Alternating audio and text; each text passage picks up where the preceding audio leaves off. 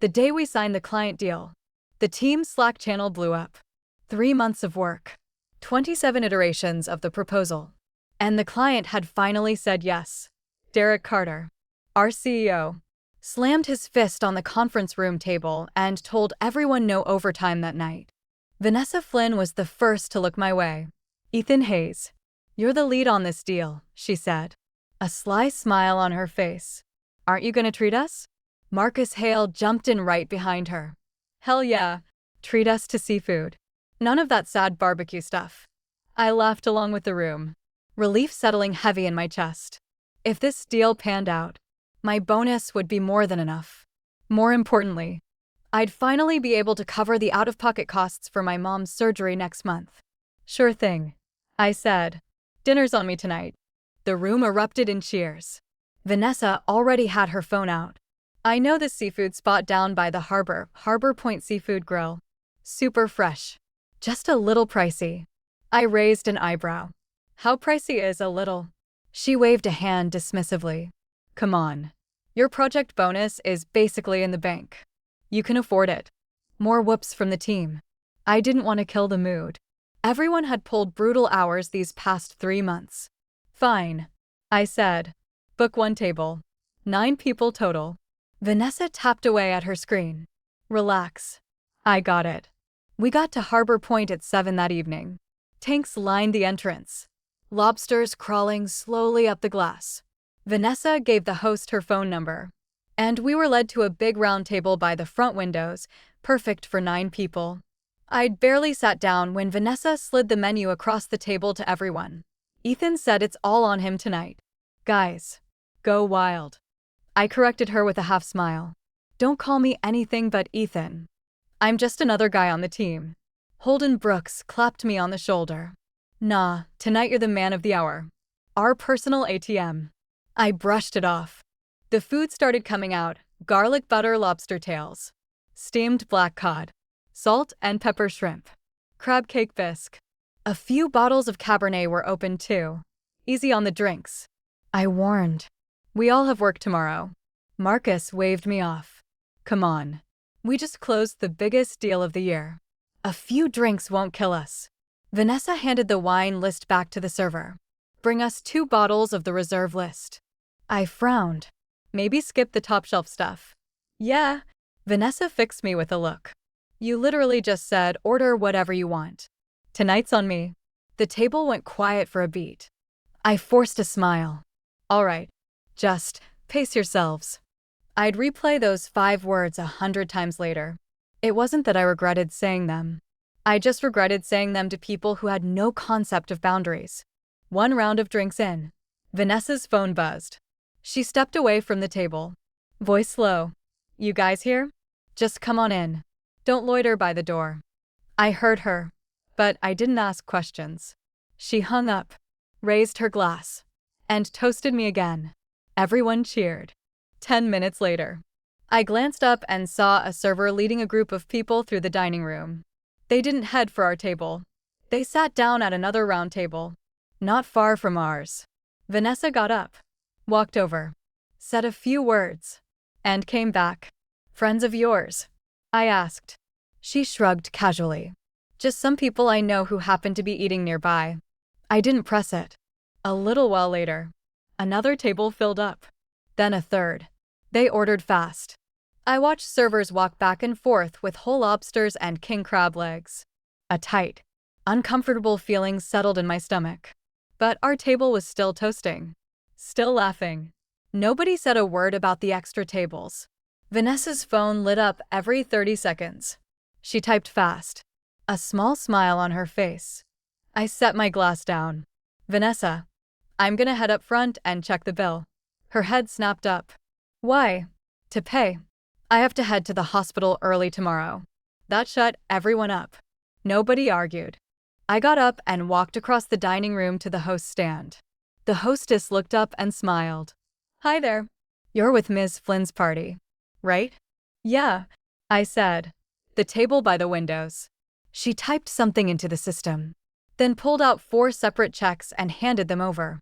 "Your total for all 4 tables comes to $3.342.87. I stared at the 4 slips of paper. My hand hovered in midair. 4 tables. The hostess nodded, still smiling. 4 tables. The main one. And 3 others that were all added to your bill. I turned and looked out at the dining room. The 3 extra tables were full of people I'd never seen before in my life.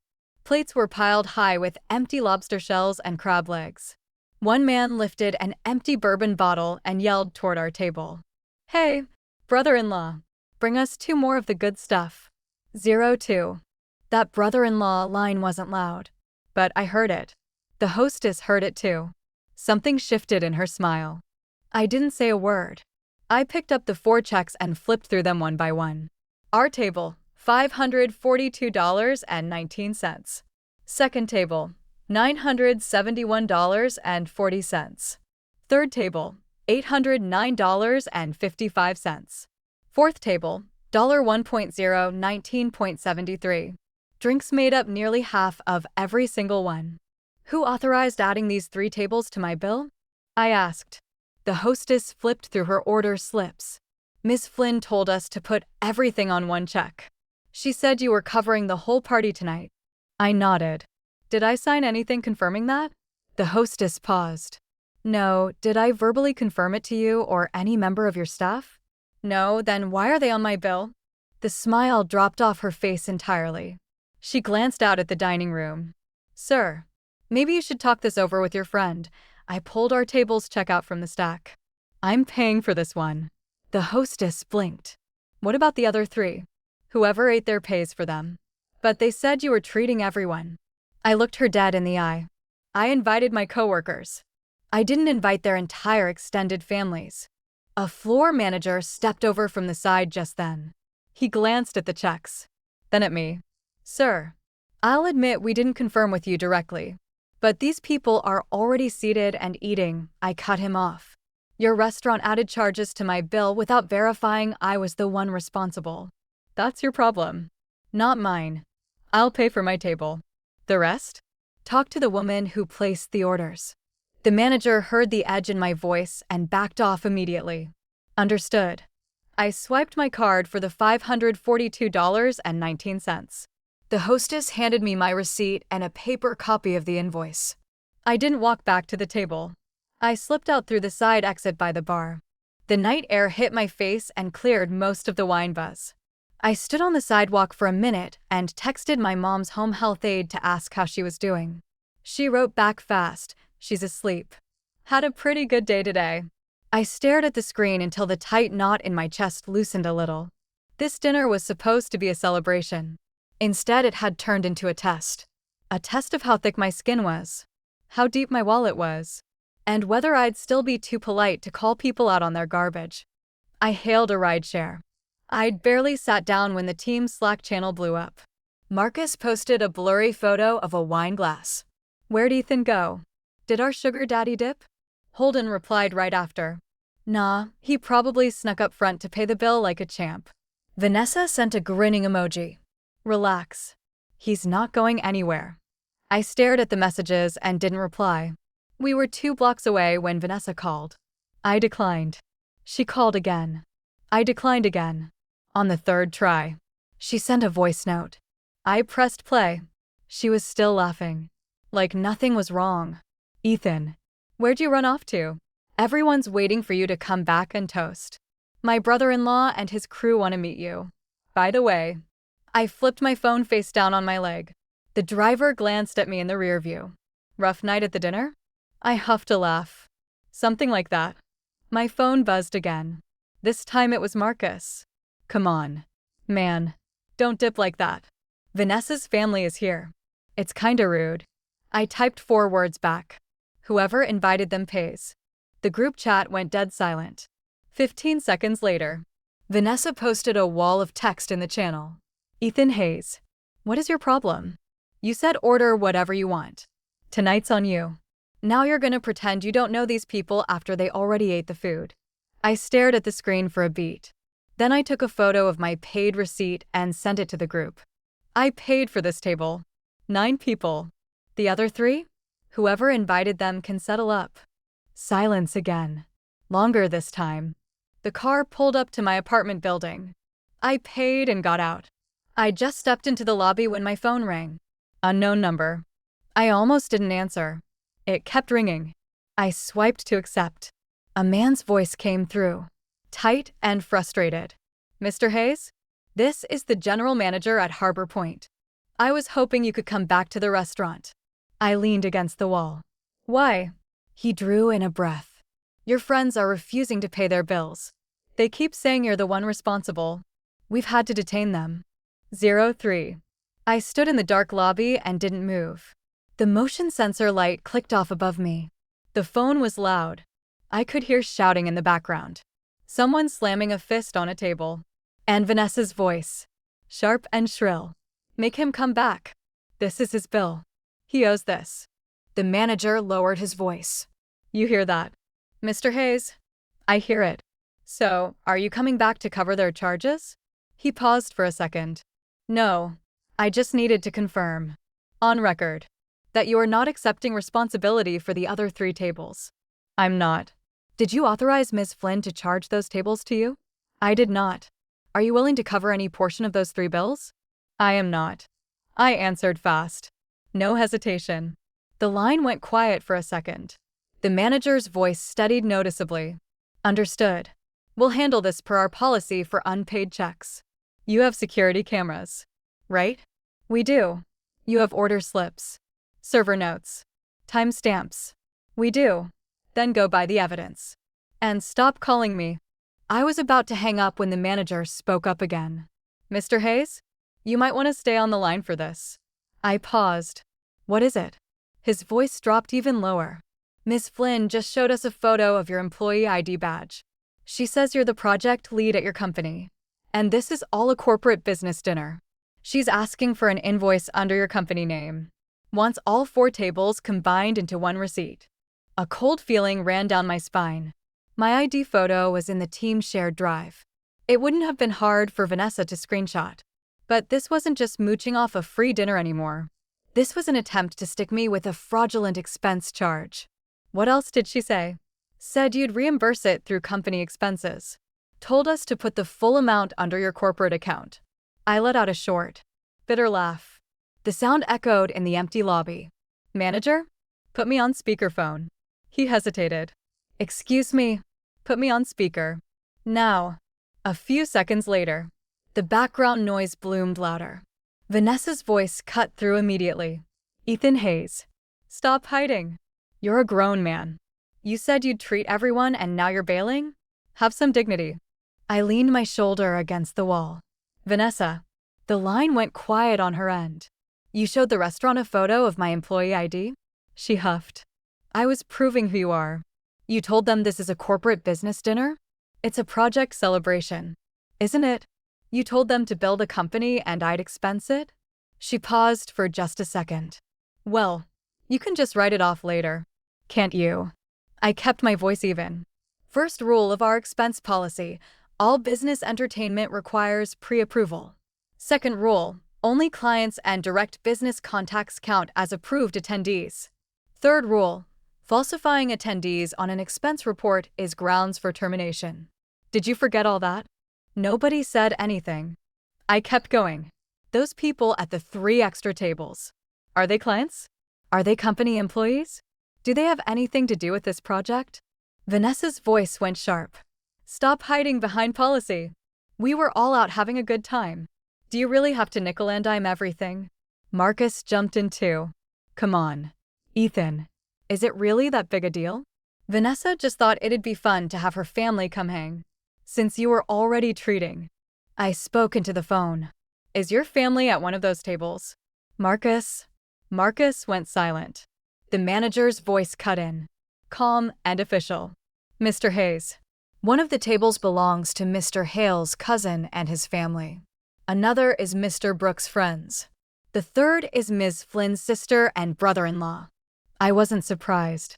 Write it all down. Whoever invited them signs for it. Whoever ate the food pays for it. Vanessa screeched. Ethan, are you seriously going to do this to us? You did this to yourself. I said, when you pulled my ID photo and tried to stick the company with your family's dinner tab. Did you stop to remember my mom's surgery is tomorrow?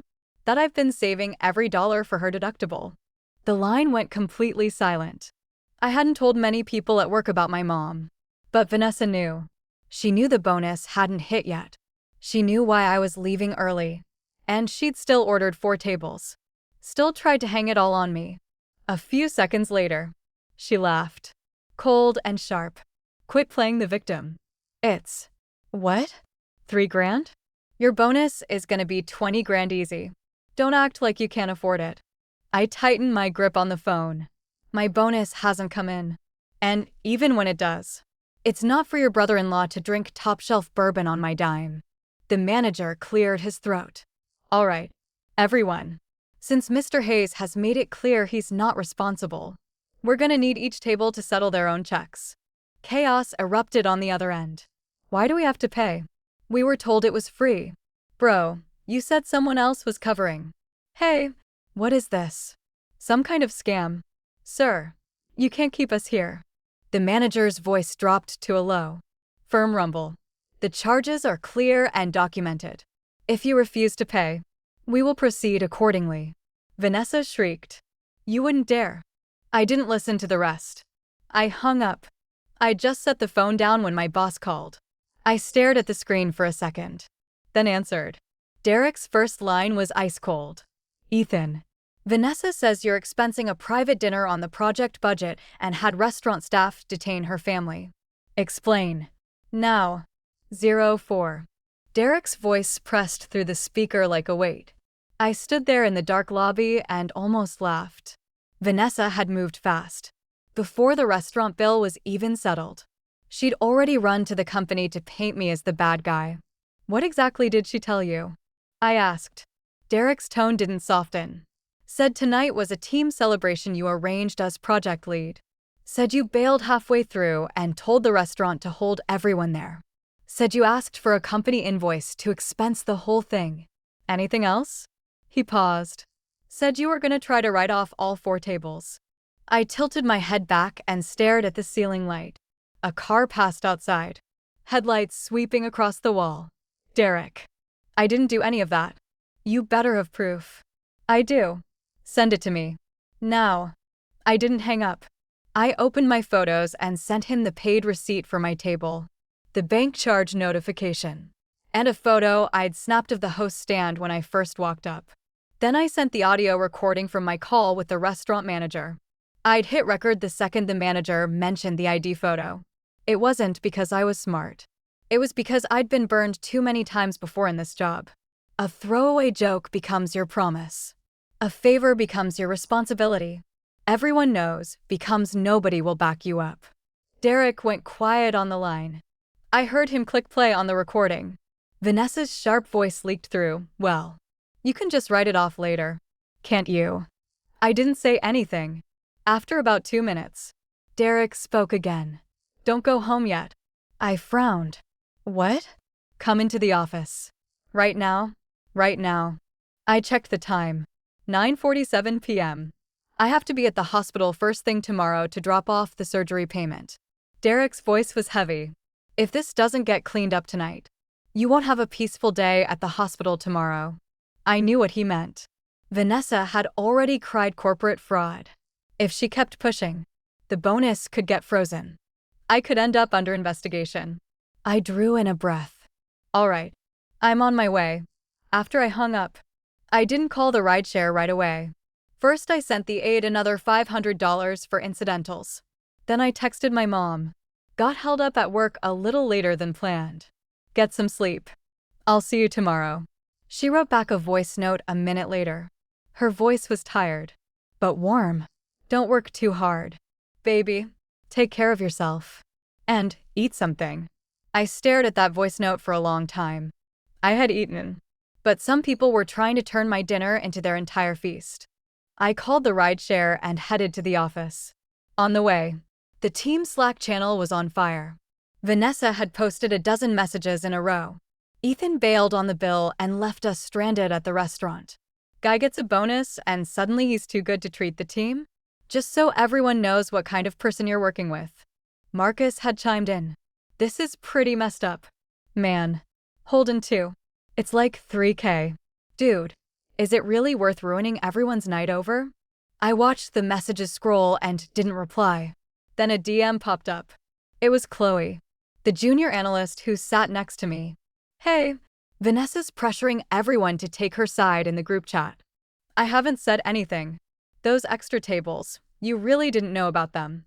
I wrote back, I had no idea. She sent a photo a second later.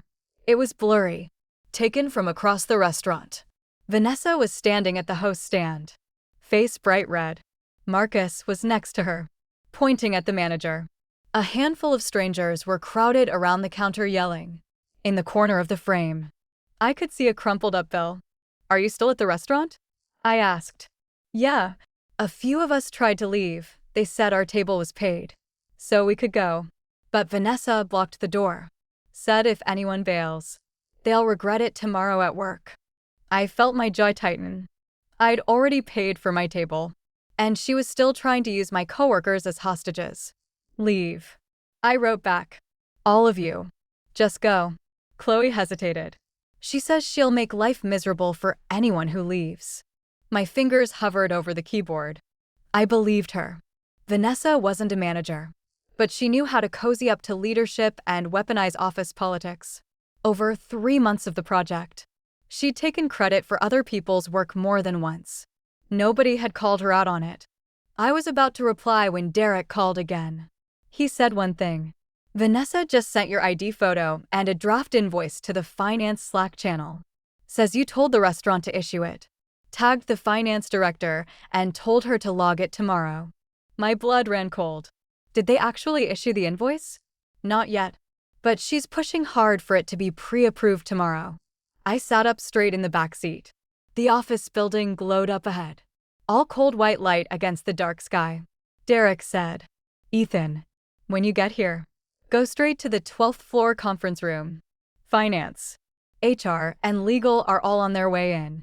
I stared at the lights on the top floor. The last little bit of goodwill I'd had for Vanessa died right there. This wasn't about a free dinner. This was about nailing me with a fake expense charge so I'd be on the defensive and she could walk away clean. The car pulled up. I just stepped out when my phone buzzed again. It was the restaurant manager, sending a video clip. The footage showed Vanessa holding up her phone, showing my ID photo to the hostess. He's the project lead. He said everything tonight is on him. Then, right as the clip cut off, she glanced toward the security camera and smiled. Relax. He won't make a scene. He's too worried about looking bad. 05. I walked into the lobby. Only half the lights were on. The security guard looked up from his desk. He knew me over 3 months. I'd been the last person out almost every night. Ethan? Back this late. Got something to take care of. The elevator ride up felt long. I stared at my reflection in the metal doors. There was a wine stain on my collar. Dark circles under my eyes. I looked like a guy who'd just bailed on a bad dinner.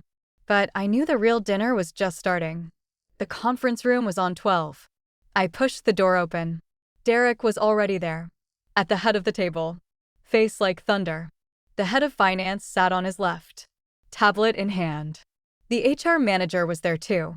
Legal hadn't arrived yet. Derek nodded at the chair across from him. Sit. I sat. I set my phone on the table between us. All the proof is on here. The finance director looked up.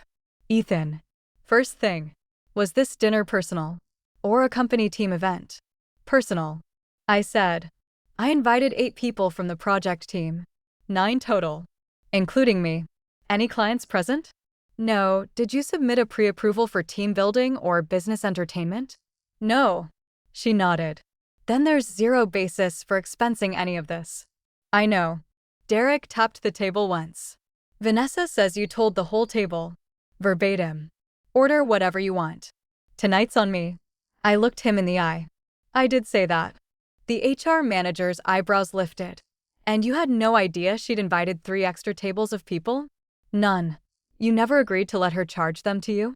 Never. You never authorized anyone to submit expenses in your name? Never. The room went quiet.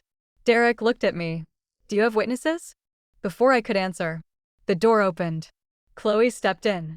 followed by 2 other junior team members. They looked nervous when they saw Derek, but they walked in anyway. Chloe spoke quietly. "We can back him up." "Sir." Derek waved them in. "Sit." The 3 of them took chairs by the door. Chloe set her phone on the table. "I recorded some of it when we first got there." The video started. It was shaky. From early in the night. Vanessa was pushing menus around. Grinning. "Ethan's treating. Guys. Go all out." Off camera. I said. "Just Ethan. Please. I'm still just one of the team." The rest of the clip showed our table ordering. Drinking. Laughing. It only captured our one table. Nothing about the extra 3. The second analyst spoke up. Later. Vanessa took a call. Said some friends were nearby. Ethan asked if they were her friends. She said they just happened to be in the area. Derek looked at him. "Did Ethan ever say they could join the bill?" The analyst shook his head. "Never." The third team member spoke even softer. "Vanessa told us not to say anything. Said your bonus was huge and you wouldn't even notice the extra money." Derek's face went from annoyed to furious. The finance director turned her tablet around. On my end. I can confirm, at 9:28 p.m. Vanessa posted a screenshot of a draft invoice to the finance channel. Labeled it, Project Celebration Business Dinner, estimated total around $3.300. Put Ethan's name in the notes as the responsible party. I stared at the line with my name on it. Did she include an approval ID? The finance director paused. She did. Derek's head snapped up. Where'd she get an approval ID? She swiped the screen. She used an old approval number from a client dinner last month. One that's already closed out. Original amount was $1.800. If she'd gotten it through, it would have been invoice fraud. The temperature in the room seemed to drop several degrees. Derek said, very slowly, "An old approval number?" The finance director nodded. "Closed out. If she'd submitted it and nobody caught it, it would have been charged against a dead budget line. That's embezzlement adjacent." I didn't say anything. It was worse than I'd thought. The HR manager looked at me. Her tone softer now. "Ethan, did you and Vanessa have prior issues on the project?" I thought for a second. "Professional disagreements." Derek looked over. "What kind?" "On iteration 19 of the proposal. She wanted to cut the data model section and replace it with her visual presentation deck." I pushed back. The client ended up signing off specifically because of the data model. In the final recap, she wrote that she led the core solution. Derek frowned. "Why didn't you flag that?" I gave a short laugh. The deal wasn't signed yet. I didn't want to get into internal fighting. The finance director spoke up suddenly. "There's one more thing." She looked at Derek. "Vanessa messaged me this afternoon. Asked when the project bonuses would be paid. Asked specifically what Ethan's cut was." Derek's fingers stilled on the table. "What did you tell her?" "That it's confidential." The HR manager looked at me. "Did she know about your mom's surgery?" I nodded. She did. Silence again. Just then, the legal counsel walked in. He had his laptop bag slung over his shoulder. First thing he said, "Did the restaurant call the police yet?" Derek looked at me. I shook my head. "Not last I heard." Legal sat down and opened his laptop. "Then we still have room to handle this cleanly." Right as he finished, my phone rang. It was the restaurant manager again. I hit speaker. The manager sounded way more stressed than before. "Mr. Hayes? Miss Flynn is saying if you don't come back and pay, she's gonna get everyone at the table to testify you bailed on the bill. Also, she's demanding we delete the security footage from tonight." Everyone in the conference room looked up. Legal reached across the table. "Hand me the phone." He took it. Voice flat and professional. "This is corporate counsel for Mr. Hayes' employer.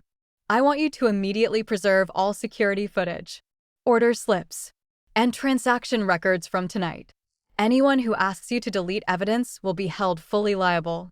The line went quiet for a second. Then Vanessa's voice exploded through the speaker. "Ethan, you brought company lawyers into this? Are you kidding me?" I looked at the phone. My voice was low and even. "Vanessa, you said I wouldn't dare make a scene, right?" The line went dead silent. "Well, now the lights are on. and nobody's turning them off. 06. The call didn't end. Legal set the phone in the middle of the table so we could all hear.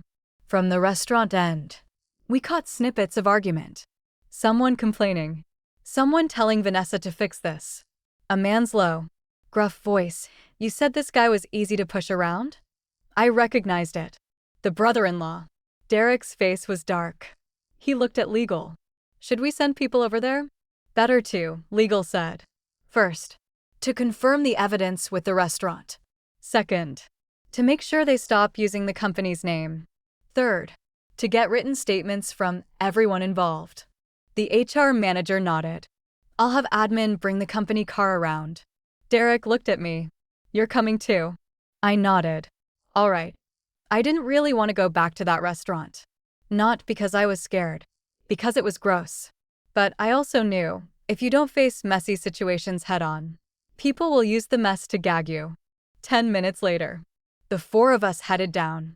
Derek, Legal, HR, and me. The finance director stayed back to keep pulling records from Slack and the shared drive. On the drive over, Chloe DM'd me again. We three left already. Vanessa yelled at us by the door. Said we were backstabbers. Go home. I wrote back. Get some sleep. Be careful, she replied. I put my phone away. Derek spoke up from the front seat. How short are you on your mom's surgery costs? I was surprised he asked. Almost there. Had enough saved up. He was quiet for a few seconds. Your bonus is processing normally. This won't delay it. I looked out the window. Thanks. He huffed. Don't thank me yet. If you hadn't had proof tonight, even I couldn't have saved you from this mess. I knew he was right. The worst part of office politics isn't that people are cruel. It's that the cruel people usually talk first. We pulled up to Harbor Point. A small crowd had gathered near the entrance. Inside, the dining room lights were still bright. The lobsters were still crawling in the tanks. The whole place felt like it was holding its breath. The manager spotted us the second we walked in and hurried over. Evening. You're with Mr. Hayes' company. Legal handed him a business card. Security footage and receipts all preserved? The manager nodded fast. All saved. Ms. Flynn did ask us to delete parts of the footage. We declined. Any audio recordings of that request? The manager looked a little sheepish. We do. Derek's jaw tightened. We walked toward the host stand. Vanessa was standing there, her makeup smudged. Marcus sat slouched in a chair nearby, staring at his shoes. Holden leaned against a wall, looking miserable. The 3 extra tables worth of people were scattered around the waiting area. They looked at me not with guilt, but with anger, like I'd ruined their free dinner. Vanessa spoke first. Derek, thank God you're here. Ethan said he'd treat everyone and then bailed on the bill. We can't have the company looking bad like this, right? Derek didn't even look at her. He turned to the manager. Total amount owed? The manager handed over the paperwork. 4 tables, $3.342.87 total. Mr. Hayes already paid his table, $542.19. Remaining balance is $2.800.68. Derek nodded. And which guest ordered which table? The manager signaled a server, who brought over 3 order slips.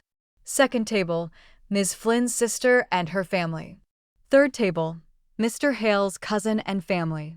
Fourth table, Mr. Brooks' friends plus Ms. Flynn's brother-in-law's group. Marcus's head shot up. Wait. My cousin only came 'cause Vanessa told me to invite him. She said you were paying. Vanessa whirled on him. Marcus, what is wrong with you? Marcus's face went red. It's true. You said Ethan's bonus was huge and he wouldn't care. Holden jumped in too. My friends only stopped by 'cause you said it was fine. Legal spoke up. Dry as a bone. Stopped by and ordered lobster tails and 2 bottles of premium bourbon? Holden shut up. Vanessa saw the tide turning and switched tactics immediately. Her voice went soft and apologetic. Derek, I admit I handled this badly. But we just closed a huge deal. A little celebration isn't the end of the world. Ethan's the lead, treating the team is just team morale. Right? I looked at her. Does team morale include your sister and brother-in-law? She glared. They barely ate anything. The manager couldn't help himself. Ma'am, your brother-in-law's table alone was $1.019.73. A few quiet snickers went around the waiting area. Vanessa's face went white. She turned back to Derek. Desperate. Derek. Even if I invited extra people, Ethan could have just covered it and we could have sorted it out later. He didn't have to humiliate everyone. I said, sort it out how? Whether you'd pay me back. She bared her teeth. Do you have to be this petty? I nodded. Yeah, I do. Tonight. I'm gonna be this petty. Derek finally spoke. Vanessa, who authorized you to submit an invoice draft to the finance channel? Her eyes darted. I was just asking. The finance director called Derek's phone right then. He hit speaker. Her voice was clear and sharp through the line. I just cross-referenced everything. The invoice draft Vanessa submitted uses a closed approval ID from last month. She explicitly noted Ethan as the responsible party and said it would be reimbursed through project expenses. This is not just asking. This is attempted invoice fraud. Vanessa yelped. I didn't. Legal turned his laptop toward her. The screen showed screenshots of the entire finance Slack thread. Every message she'd sent. Including the line, Ethan confirmed this side. I'll submit the backup paperwork tomorrow. I stared at her. When did I confirm that? Vanessa? Her mouth opened and closed. Nothing came out. Just then, the manager walked over with a tablet. There's also this security clip we pulled. You all should see it. The footage played. Vanessa stood at the host stand, talking to the server. Put the other 3 tables on Mr. Hayes' check. He's the project lead. Money's no object. The server asked, want me to go confirm with him? Vanessa waved a hand, grinning. Nah, don't bother. He's one of those guys who hates looking cheap in public. He'll pay it just to avoid a scene. The audio was crystal clear. The whole waiting area went dead silent. I looked at Vanessa. For the first time that night, I saw real panic in her eyes. Then, just as fast, she spun around and pointed at Marcus and Holden. They put me up to it. 07. The second Vanessa said it, Marcus's face went purple. Holden pushed himself off the wall, eyes wide. They'd been hanging back, hoping to slip out of this with a slap on the wrist. Now she'd thrown them both under the bus. Vanessa, are you insane?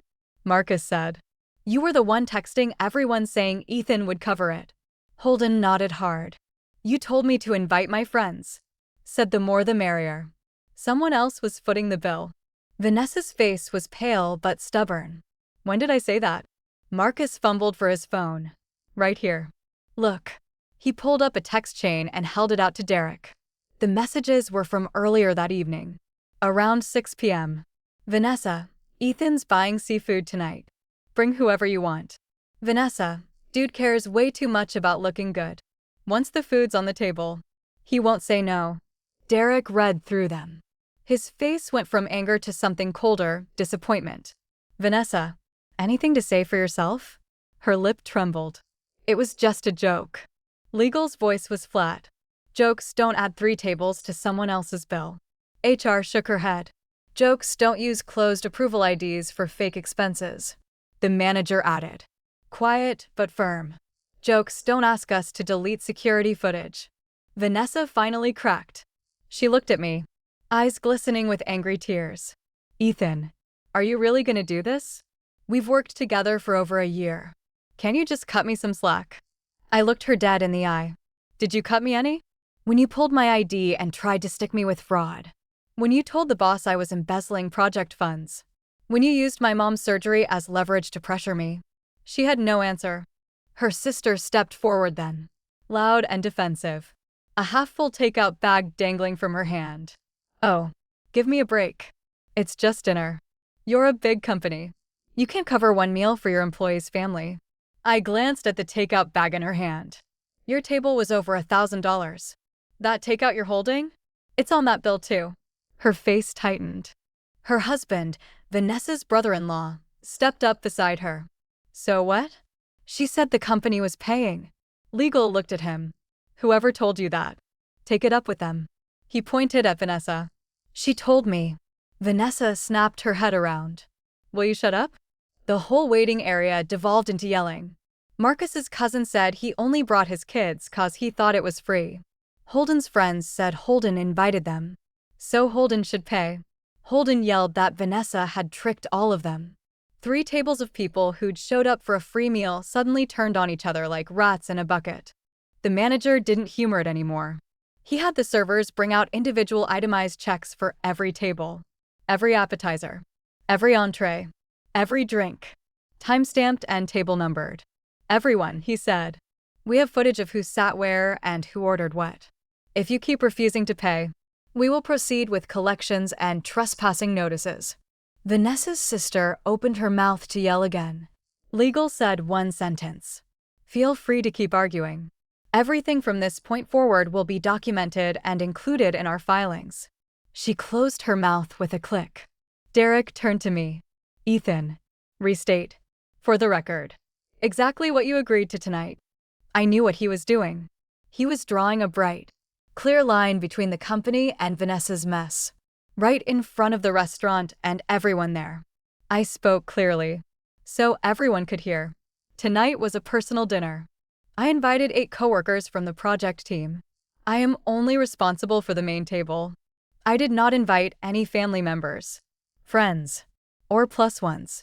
I did not authorize anyone to charge extra tables to me. I did not request, authorize, or intend to submit any of this for company reimbursement. Legal nodded. Manager. Please note that on the incident report, the manager signaled the hostess to print out a formal statement. Vanessa watched the paper come out of the printer, and all the color drained from her face. HR set a pen down in front of her. Vanessa, sign and confirm the statement. She stared at the pen and didn't move. Marcus spoke up suddenly. I'll sign. He sounded defeated. My cousin's table. I'll take responsibility. But I'm putting in writing that Vanessa pressured me into inviting people and told me Ethan would pay. Holden jumped in right after. Me too. Vanessa stared at them both, horrified. You wouldn't dare. Marcus's jaw was tight. You threw us under the bus first. Why would I protect you? Tears welled up in Vanessa's eyes. But this time, nobody rushed to comfort her.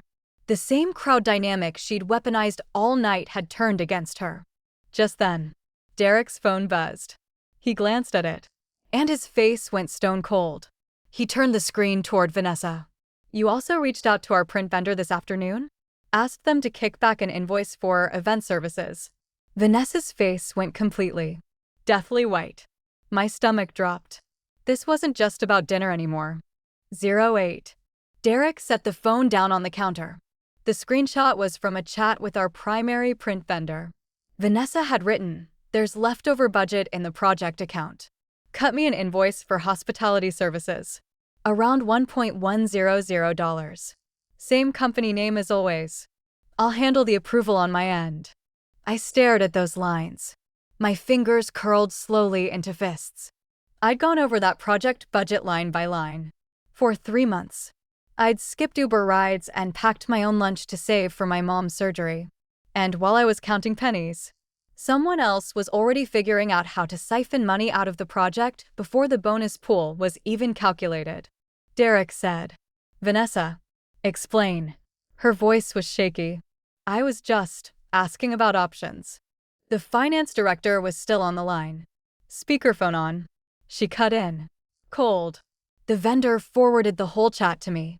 Said you were pushing hard for it this afternoon and told him to skip the formal request process. Vanessa yelped.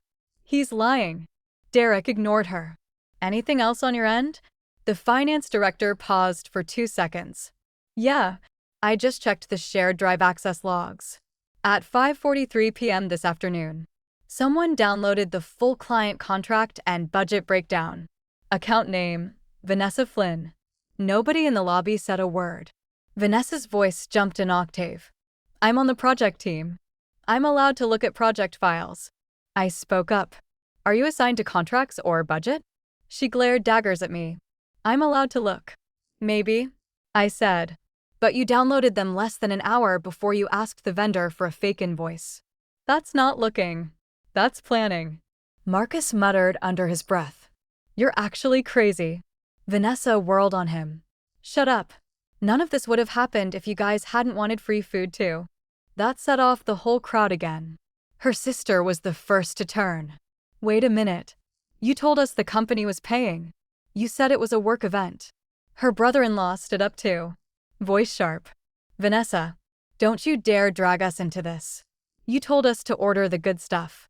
Said it was all covered. Vanessa stared at them. Like she couldn't believe her own family was turning on her. But she should have known. When the only thing holding a group together is free stuff, it falls apart the second the bill comes. Derek held up a hand. Everyone went quiet. First things first. Settle the restaurant bills. The manager went table by table. Second table, Vanessa's sister and family, their bill. Their responsibility. Third table, Marcus and his cousin, they'd work it out between them. Fourth table, Holden's friends and Vanessa's brother-in-law, split accordingly.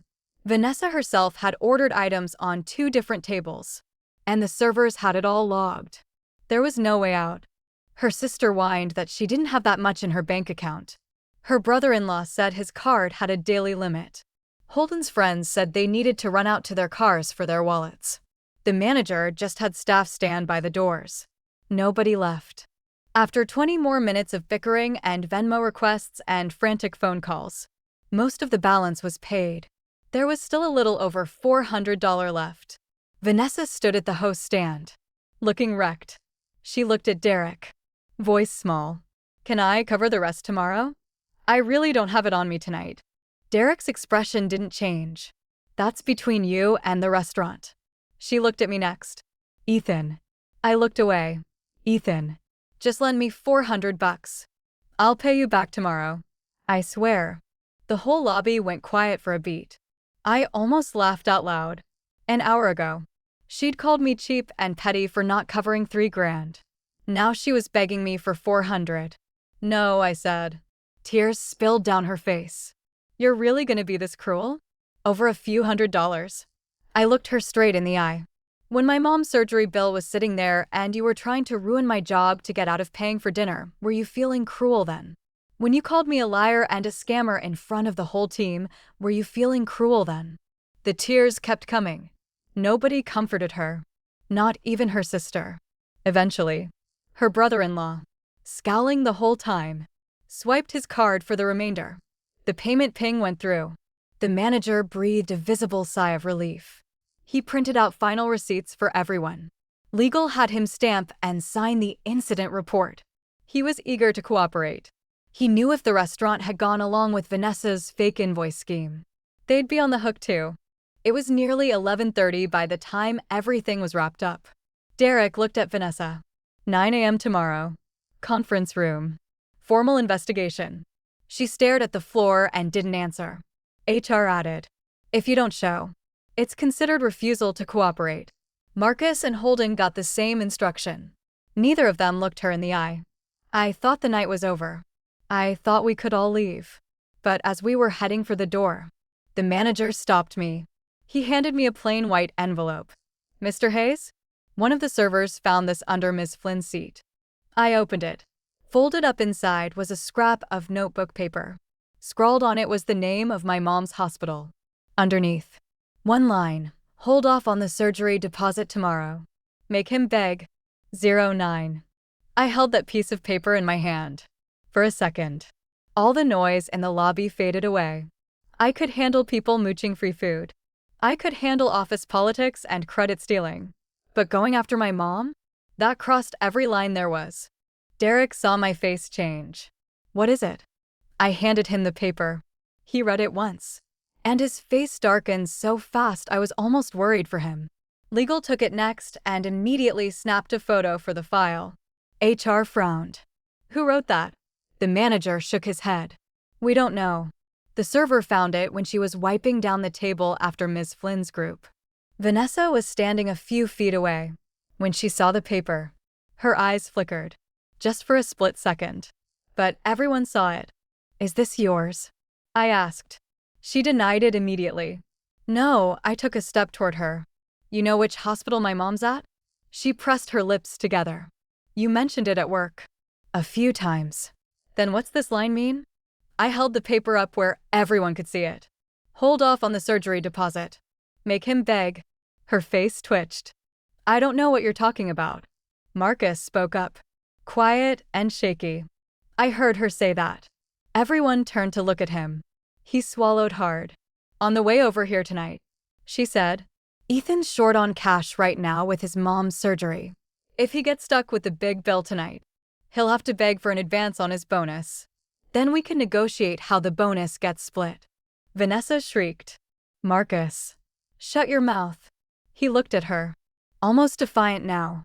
Why should I? You were gonna use his mom's surgery to blackmail him out of his bonus. You're insane. Everything clicked into place. This was never about a free dinner. Never about $3,000. It was a trap. If I'd paid for all 4 tables, I would have admitted they were all mine. She'd have submitted the fake invoice and framed me for expense fraud. If I'd refused to pay, she'd have painted me as a deadbeat who bailed on his own celebration. Either way, I'd look bad. Either way, my bonus would be on the line. And she'd known about my mom. She'd known the timing would push me to fold. She'd counted on it. I looked at Vanessa. My voice was quiet. You really went there. She looked away, eyes shiny. It was just trash talk. Office venting. Legal slipped the paper into a document envelope. This goes into the official file. If it's malicious intimidation, the company will handle it accordingly. Derek looked at Marcus. What you just said, you willing to put that in a written statement tomorrow? Marcus nodded. Yeah. Holden spoke up too. Small voice. I can back it up. She kept saying Ethan would never actually fight it. She said if she complained to you enough, the bonus would get frozen first. Vanessa panicked. Derek. Come on. It was just girl talk. Stupid venting. You don't have to make a federal case out of it. Derek stared at her. You tried to frame a coworker for fraud. You used his sick mother as leverage. This isn't girl talk. This is gross misconduct. Do you understand that? Her face crumpled. She started crying harder. I'm sorry. I messed up. I got carried away. I said nothing. I'd heard that line 100 times. People only get carried away when they get caught. Before that, they know exactly what they're doing. The manager handed the final security drive to legal. Legal confirmed everything was there, then signaled that we could leave. We walked out into the night. The air was colder than before. Neon signs reflected off the wet sidewalk, thin and watery. Derek walked beside me.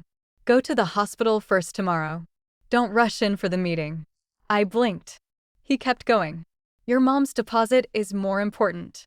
Come in after you're done there. My throat felt tight. Thanks, Derek. He looked at me. But brace yourself. Vanessa's not gonna go down easy. I nodded. I know. Sure enough. On the ride back, the team Slack pinged again. Vanessa posted a long, dramatic rant. Said the company was ganging up on her. Said I was working with management to throw her under the bus to save my own bonus. Said she had dirt on me that would blow everything up. Last line. Bold as anything. Ethan Hayes. Be at that 9 a.m. meeting. You're gonna regret this. 10. I was at the hospital by 6:30 the next morning. The sky was still pale gray. The lobby was nearly empty. Just a few nurses at the front desk and a handful of tired family members by the payment kiosks. I stuck my card into the machine. My mom's name popped up on screen. Next to surgery deposit, the status glowed red, unpaid. I pressed the payment button. My fingers felt stiff. Vanessa's line, "You're gonna regret this," looped in my head like a bad song. I confirmed the amount. The machine printed a receipt. For the first time all night, I breathed easy. At least my mom hadn't gotten tangled up in their mess. I headed up to her floor. The aide was by the nurse's station filling up a water jug. She saw me and lowered her voice. "Mr. Hayes, good you're here. Someone stopped by looking for you a little while ago." My stomach dropped. "Who?" She frowned. "Woman. Around your age. Said she was a coworker." Asked if the deposit had been paid yet. Asked when you'd be in. My hand tightened around the receipt. Did she go in the room? No. I stopped her. She said she could help smooth things over with work if you'd just drop all the charges. Said if you kept pushing, your bonus might get delayed indefinitely. I walked down to the end of the hall. Outside the window. The morning traffic was just picking up. Did she leave anything? The aide pulled a folded piece of paper out of her pocket. Said to give you this. One line. Scrawled in the same handwriting as the night before. Withdraw all evidence by 9 a.m. And I'll make sure you get your bonus. No signature. But I'd seen that handwriting twice now. I took a photo and sent it to Derek and legal. 30 seconds later. Legal called. Where are you right now? Hospital. Is she still there? Gone already. Hospital has security cameras. Right? Yeah. Go to the nurses' station right now. Ask them to preserve all hallway footage from 6 to 7 a.m. Don't confront her if you see her. Just get the tape. Got it. I hung up and walked to the nurses' station. The charge nurse listened. Face serious. Yeah, she was here. Said she was a family friend. Asked for the room number. Did she sign in? She flipped through the visitor log. Vanessa hadn't used her real name. She'd written coworker in the name field and a fake phone number. The nurse looked apologetic. She didn't try to go in. So we didn't press for ID. It's fine. I said. Just please save the camera footage. She called security right away. I went back to my mom's room. She was awake. Propped up on pillows. Pale but smiling when she saw me. Ethan? You're here early. I set the payment receipt on the nightstand. Deposits all taken care of. Her face lit up.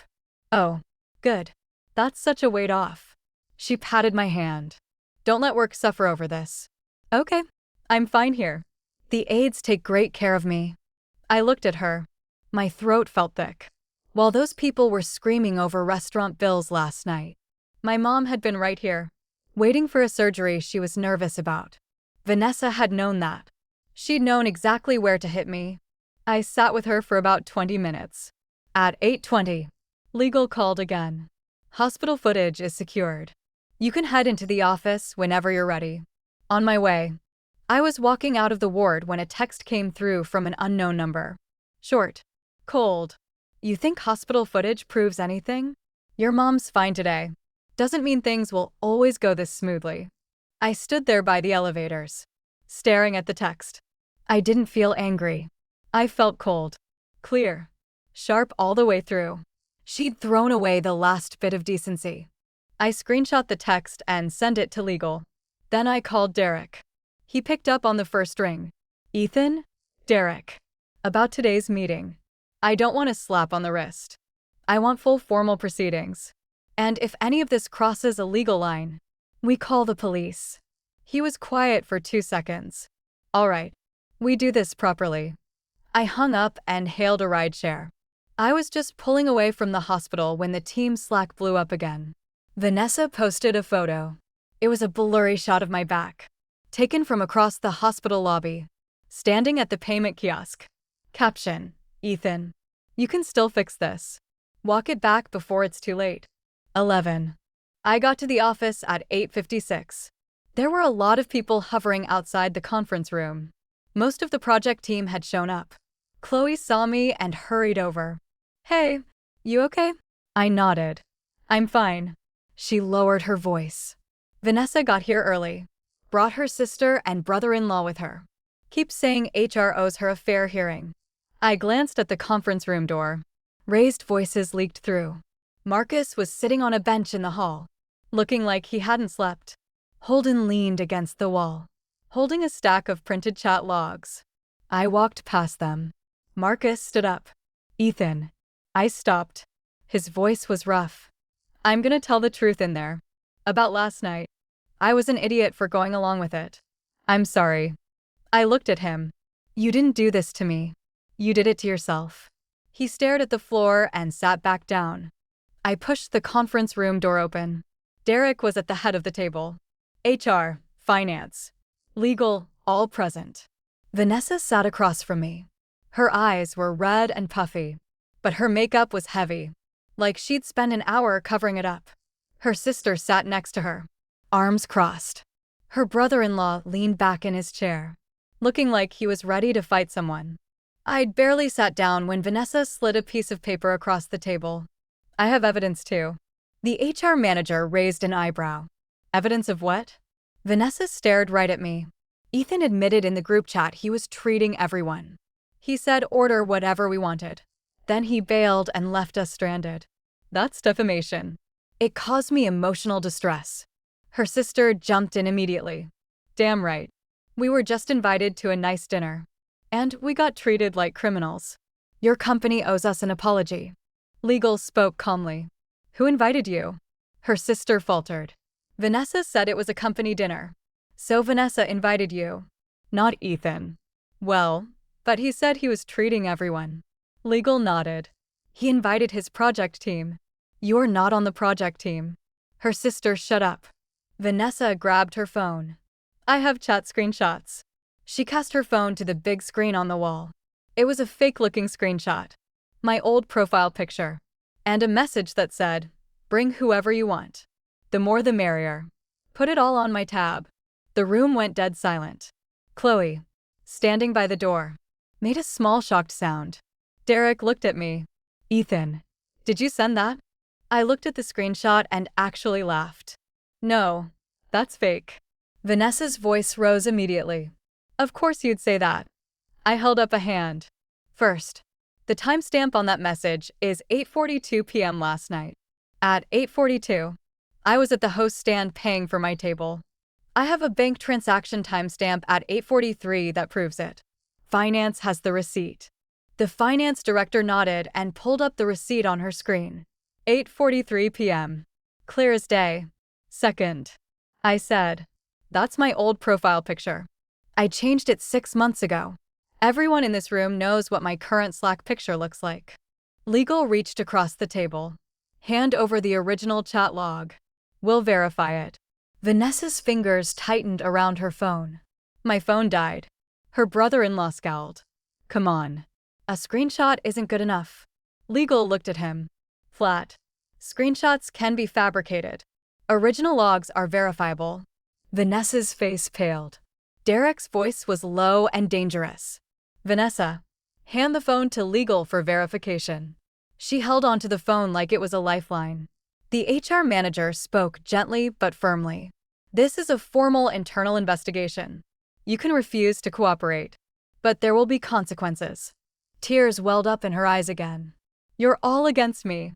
Just 'cause he's the golden boy and closed the deal, you're all taking his side. I looked at her. Did you show up at my mom's hospital this morning too? Or was that also someone else? The whole room turned to look at her. She flinched. What hospital? I don't know what you're talking about.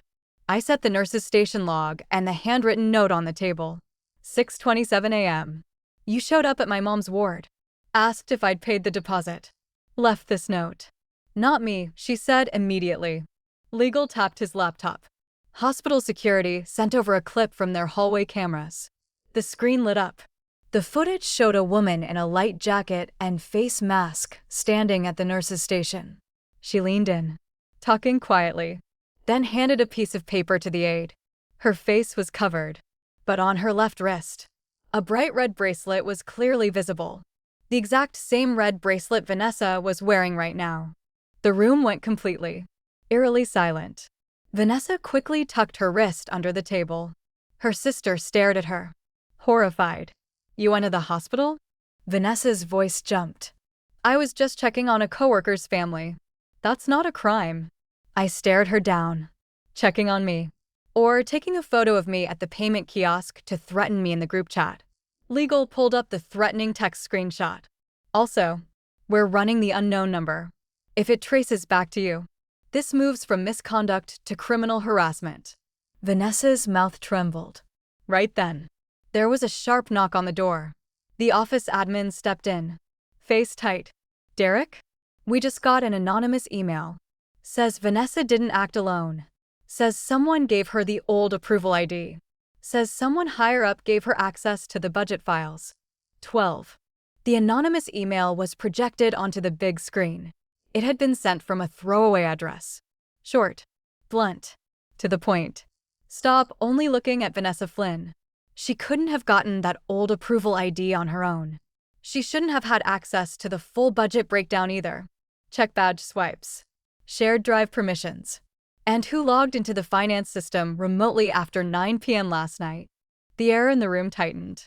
Derek looked at the finance director. She doesn't have budget access on her own?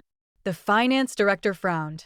Per the permissions list, she only has access to proposal materials. Contracts and budget breakdowns are in a restricted folder. She shouldn't be able to download them at all. Derek's jaw tightened. Then why did you say her account downloaded them last night? She explained immediately. The system logs show her account did the download. But if someone temporarily elevated her permissions, that would explain it. Legal spoke up. Who has authority to grant permissions? The finance director glanced at Derek. Department heads, finance leads, and the project management admin. Nobody said anything. Derek tapped his finger on the table once. Twice. Vanessa, though, looked like she'd just been thrown a lifeline. See? You heard them. I don't even have access. Someone's setting me up. Marcus couldn't help himself. Set up to invite 3 extra tables? Set up to go to the hospital. Holden mumbled. Set up to threaten his mom? Vanessa shot daggers at both of them. Derek ignored the bickering. Admin, pull badge swipe records from yesterday. 5 p.m. to midnight. Focus on the project floor. Records room. And finance wing. The admin hurried out. The finance director started digging through system logs at her desk. The only sound in the room was keyboard clicks. I sat there, and something clicked. Yesterday afternoon, around 5:30, I'd stepped out to print the final proposal. I'd seen Vanessa by the kitchenette, talking to someone. Quinn Mitchell. Quinn was our senior operations manager. He handled process, approvals, cross-departmental coordination. He'd stopped by the team celebration briefly yesterday afternoon. Said he had a client dinner and couldn't make the seafood outing. I said, check Quinn Mitchell. Derek looked over. Why him? I saw him talking to Vanessa alone yesterday afternoon. And he has the permissions to pull old approval IDs. Vanessa's voice went sharp instantly. Don't you dare drag him into this. I looked at her. I just said check the records. Why are you so defensive? She clamped her mouth shut. Derek's expression was thunderous. Quinn wasn't a junior employee. He'd been with the company 7 years. Smooth. Polished. Great at schmoozing.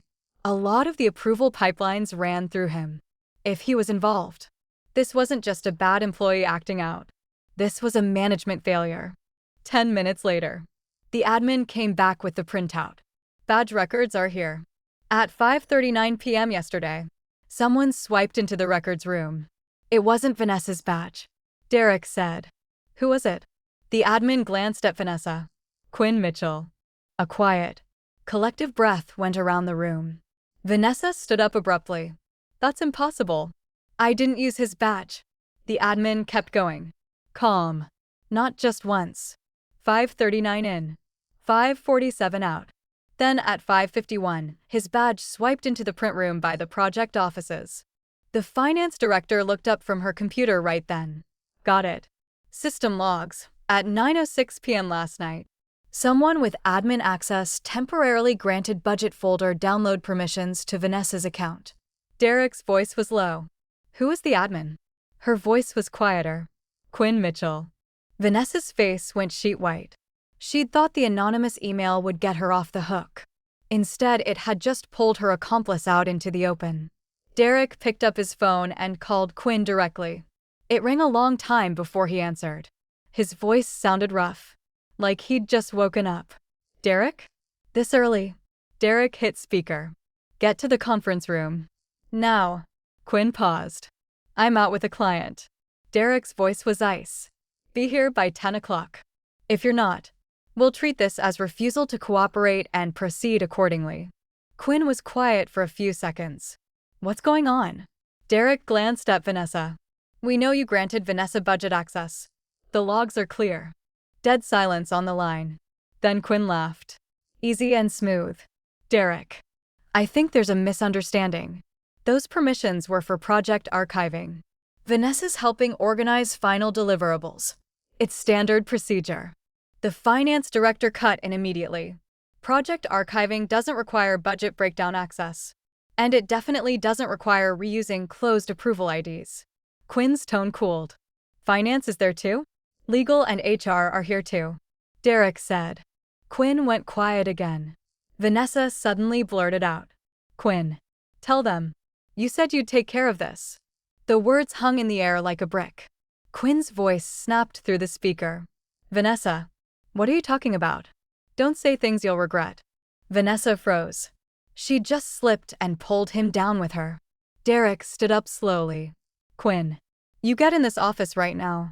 Because if I have to call you a third time, the next call won't be from me. It'll be from the police. He hung up. The room was so quiet you could hear the AC hum. I watched Vanessa. She looked completely unmoored. But what really sent a chill through me was the notification that popped up in the corner of the finance director's screen. Her face went white. Derek. Quinn just remotely deleted 3 approval attachments from the system. 13. The second she said it, everyone in the room stood up. Derek stepped behind her chair. Can we stop him? The finance director typed furiously. I'm freezing his backend permissions now. But he already got 3 files. Legal leaned in immediately. Can we recover them? There's a recycle bin. Short term. Yes. But if he keeps logging in and overwriting the logs, we could lose them permanently. Derek turned to the admin, call IT on call. Kill all of Quinn's active sessions. Every single one. Now. The admin ran out of the room. Vanessa sat back down in her chair. Face ashen. She'd thought Quinn would be her get-out-of-jail-free card. Instead, him deleting files just made both of them look guiltier. I stared at the system alert scrolling across the big screen. A cold chill ran down my back. If that anonymous email had come 30 minutes later, if finance hadn't kept digging, if Quinn had deleted the files first, then last night would have just been written off as a paperwork mix-up. Vanessa would have gotten a slap on the wrist. And I would have been the one stuck with a fake fraud charge on my record. Derek's voice was dangerous now. What 3 files did he delete? The finance director pulled up the recovery queue. First, original attachment for last month's client dinner approval, the closed one Vanessa used. Second, current project budget breakdown and remaining balance. Third, an unsaved draft of an expense adjustment memo. Legal's eyes narrowed.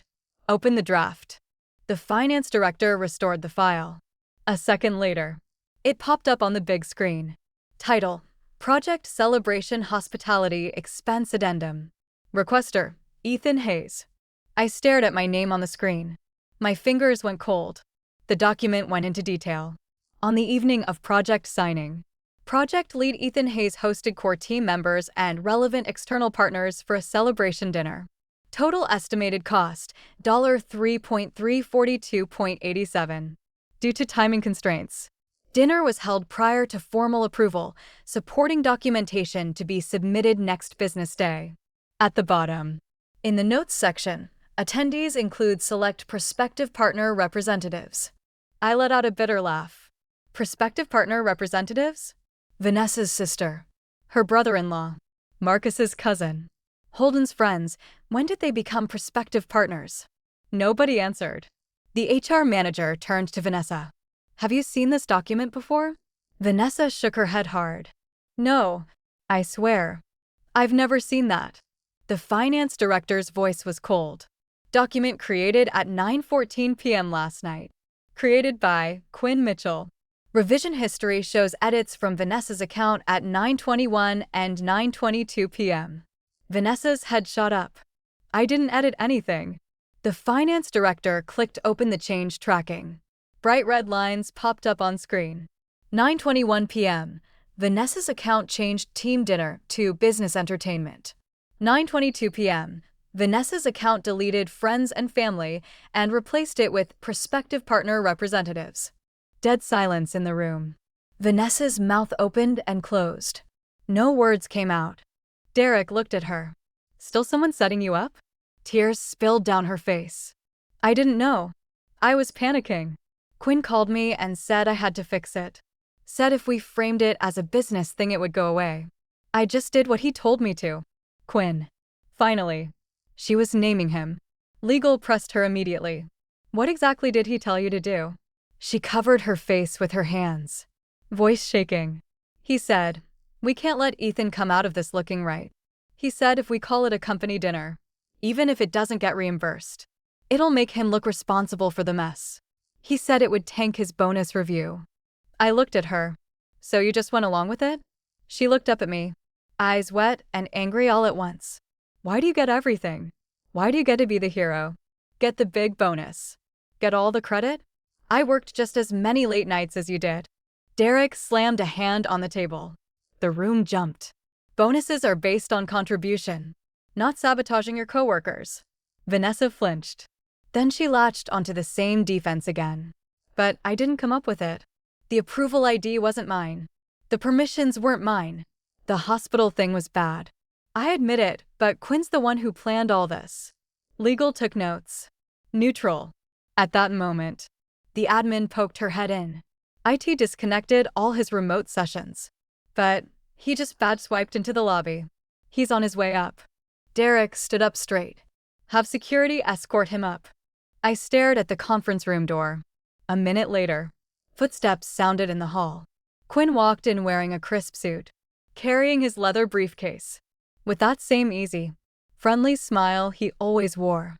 First thing he said, looking right at me, Ethan Hayes, you really know how to put on a show, don't you? 14. The temperature in the room dropped the second he spoke. He looked like he was just walking into a regular morning meeting.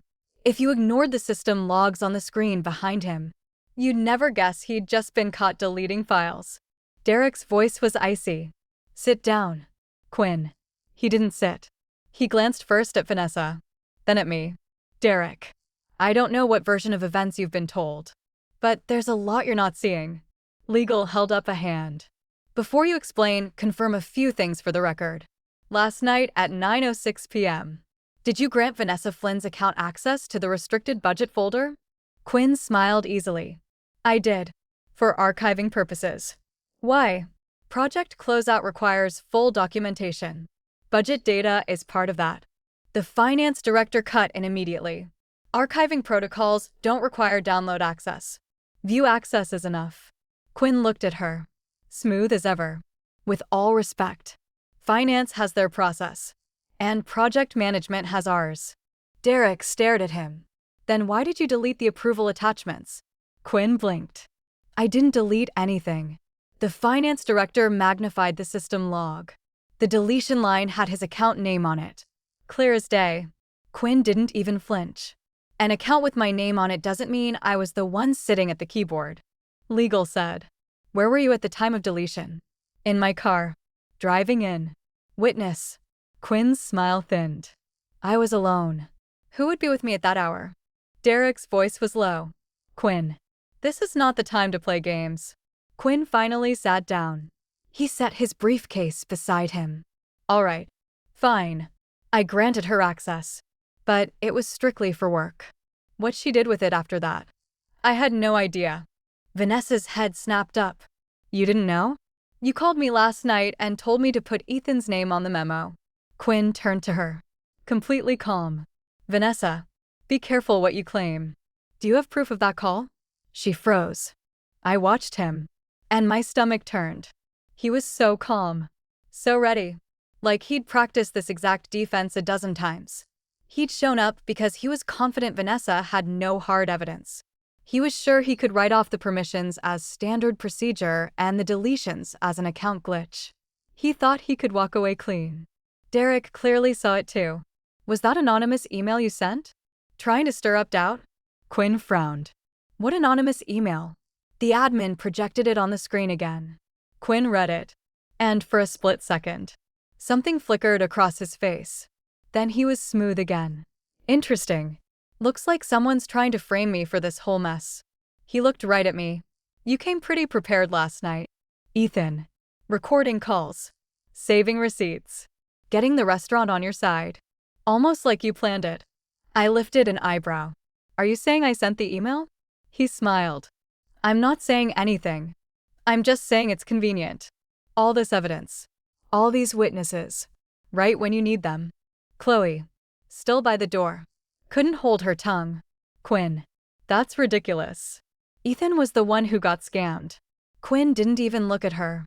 Adults are talking. Stay out of it. Chloe's face went white. Derek slammed his hand on the table. You don't get to talk to my staff like that. Quinn's smile faded. The room went quiet for a beat. Then legal spoke up. Quinn. You created the expense memo draft at 9:14 p.m. last night. Why? Quinn said. I didn't create it. The finance director pulled up the document properties. Created by Q. Mitchell. Created on Office Project Management Terminal.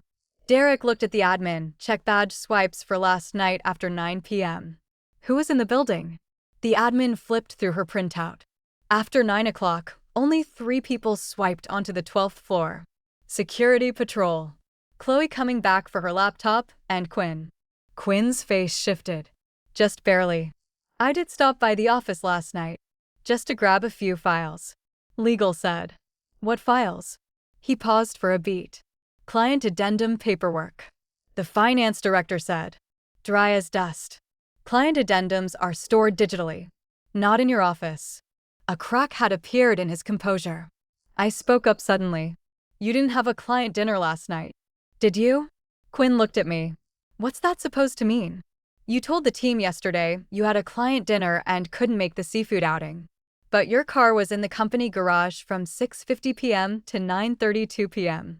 Parking logs will show it. The admin looked at Derek, who nodded. Pull garage logs. A minute later, she had them. Quinn's car entered the garage at 6:50 p.m. Exited at 9:32 p.m. Derek looked at him. Client dinner in our parking garage? Quinn said nothing. His fingers curled slightly on the table. Small tell. But I saw it. He was nervous. Vanessa suddenly laughed. Sharp and bitter. Wow. You were just gonna let me take all the heat. Weren't you? You sat in your office the whole night, waiting to see how it played out. You said if Ethan paid all 4 tables, we'd push the invoice through. If he didn't, we'd call him a deadbeat. You said either way he loses. Quinn spun toward her. Shut up. Vanessa. She stood up. Eyes blazing. No, you don't get to throw me under the bus and walk away. I don't have a recording of your calls, but you know who does? My brother-in-law. He was filming the whole dinner on his phone. You called me while he was recording. Speakerphone. Everything you said is on that video. Quinn's face, for the first time all morning, went completely white. 15. Vanessa dropped the old phone on the table. Her hand was shaking. Her brother-in-law's face twisted. He clearly hadn't expected her to throw his video into the mix. The HR manager looked at him. Where's the full video? He mumbled. I was just messing around. Filming the food, legal said. We need the original file. Now. He glanced at Vanessa. She said, through gritted teeth. Give it to them. He complained the whole time. But he unlocked his phone and handed it over. The video was shaky. Filmed from the second table. At first, it just showed Vanessa's sister and her family ordering, laughing, saying how great it was to get a free fancy dinner. Then the camera panned over to Vanessa, who'd stepped away from the table with her phone to her ear. On speaker, Quinn's voice came through, a little muffled, but completely recognizable. If he asks, just say they're friends who happen to be there. Stick the tables on his bill. Guys like him never make a scene in public. Vanessa's voice on the video was hesitant. What if he refuses? Quinn laughed. Low and smooth. Even better. You make a big deal out of it in the team chat. Say he bailed on his own celebration. I'll back you up on the approval side. Once finance sees his name attached, they'll freeze his bonus pending review. On the video, Vanessa sounded unsure. Is that too far? Quinn's voice turned colder. You want to get the bonus bump you deserve. Or not. You put all that work into the presentation decks. You think he's going to share the credit? As soon as he's on the hook for process violations, we reopen the bonus allocation. The video cut off there. Nobody in the conference room said a word. Quinn sat back in his chair, face dark. Derek looked at him. Slow and deliberate. Is that your voice? Quinn. He didn't deny it right away. He just looked at Vanessa, full of contempt. You are so stupid. It was as good as a confession. Tears spilled down Vanessa's face. You said you'd have my back. You said Ethan was standing in the way of your promotion too. Now you're just gonna blame everything on me. Quinn sneered. Blame you? You're the one who invited your whole family to mooch off him. You're the one who showed up at the hospital to threaten him. Don't you dare put this all on me. Derek stood up. Enough. The room went silent. He looked at legal. Is this video admissible for the internal record? Absolutely. For anything further, we need to preserve the original device and chain of custody. The HR manager immediately had the brother-in-law sign a statement confirming he'd provided the footage. He tried to refuse at first. Legal just said, "You were part of the fraudulent dining party.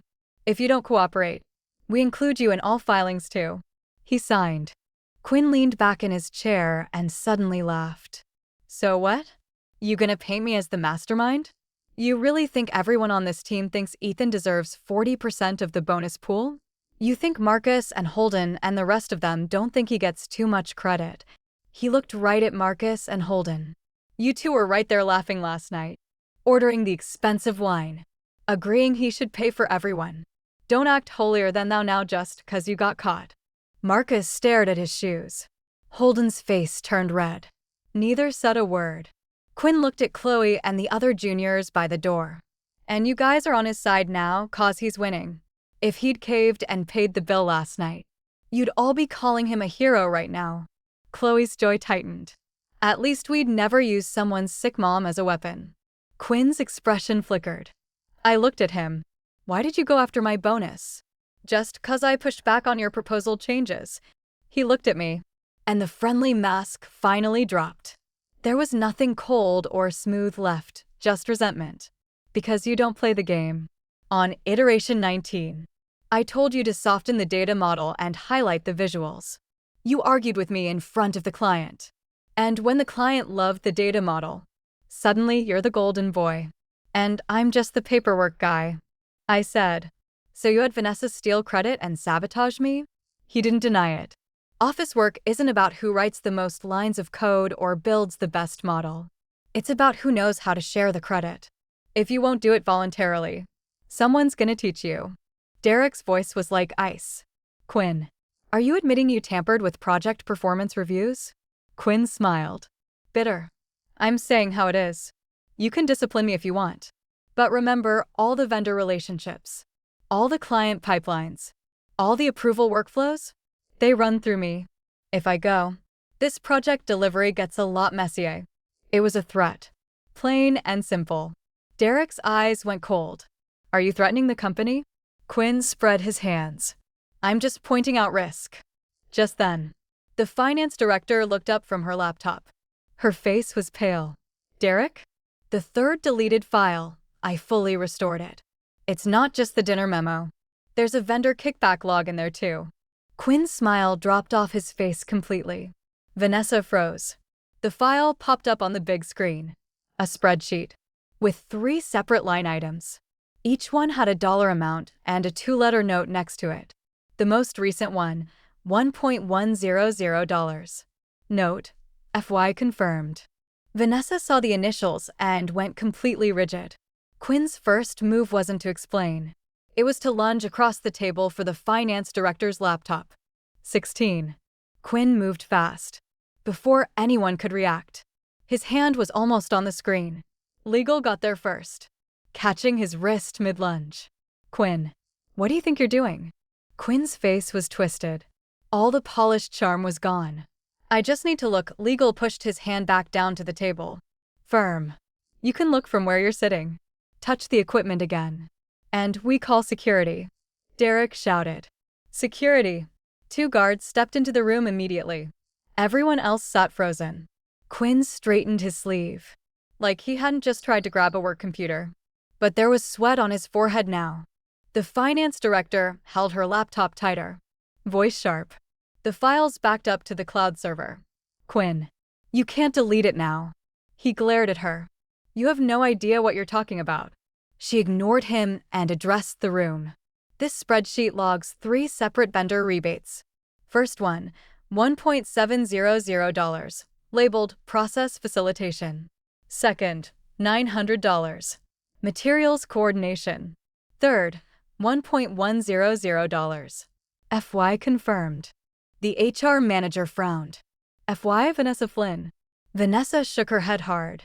No, that's not me. Those initials could mean anything. The finance director clicked into the file properties. Third entry was logged at 5:58 p.m. yesterday, right after Vanessa swiped into the records room with Quinn's badge. All the color drained from Vanessa's face. Quinn scoffed. 2 letters. That's not proof of anything. Legal spoke evenly. We're not saying it's proof yet, but trying to tackle a laptop to keep people from seeing it? That says a lot. Quinn's jaw twitched. Derek turned to Vanessa. Do you know the contact at that print vendor? She bit her lip. Not well. The finance director pulled up another screenshot immediately.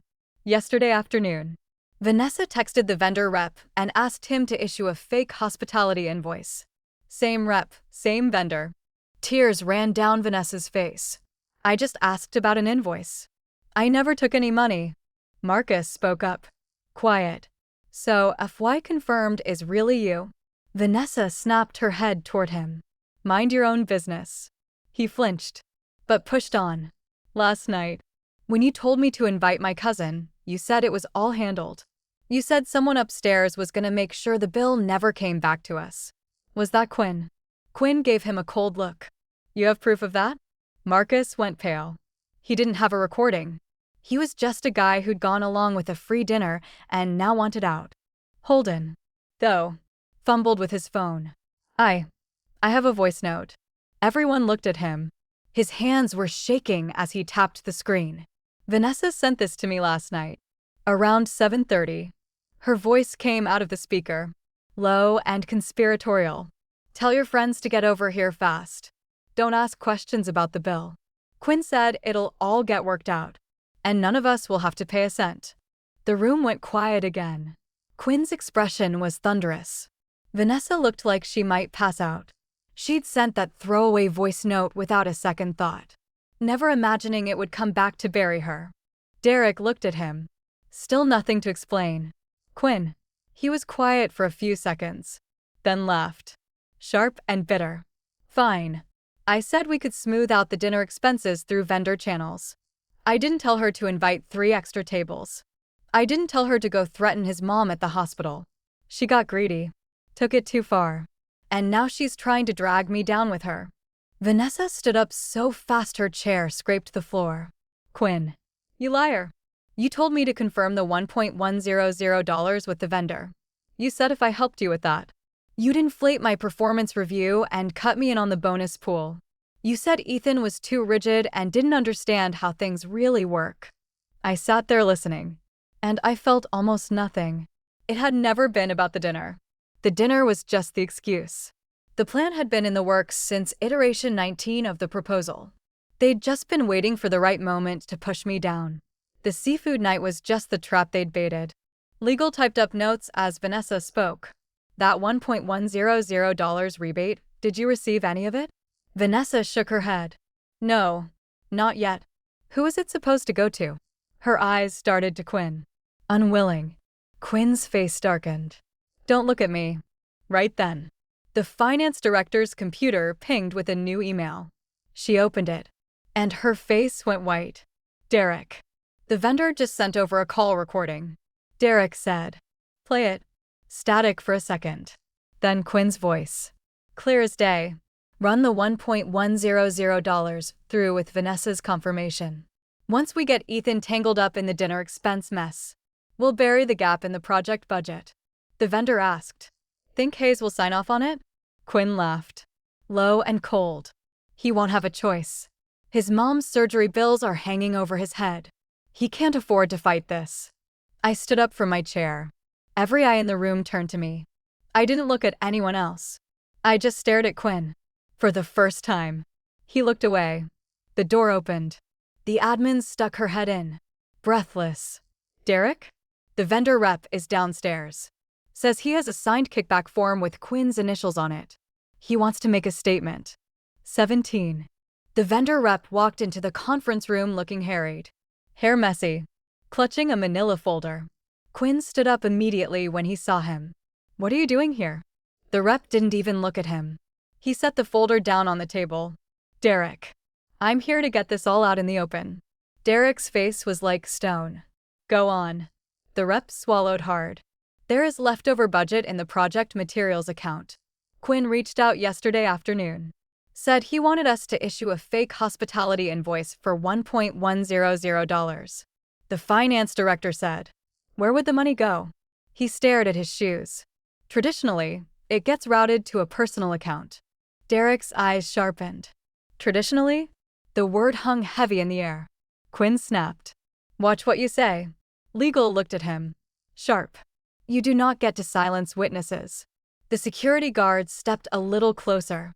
The rep opened the manila folder and pulled out several sheets of paper. These are transfer records from the last 2 years. And these are the expense confirmations he signed. He only ever used initials. I leaned forward slightly.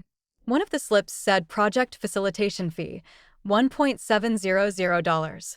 In the signature box, a scrawled QM. Quinn scoffed. 2 letters don't prove it's me. The rep said immediately. I have chat logs too. You always tell me to delete them after. But I didn't. Not all of them. He handed his phone to legal, who connected it to the projector. Chats popped up on the big screen. The contact name was just a letter. But the phone number matched Quinn's work line in the company directory. One message, keep Hayes away from the budget details. He's too thorough.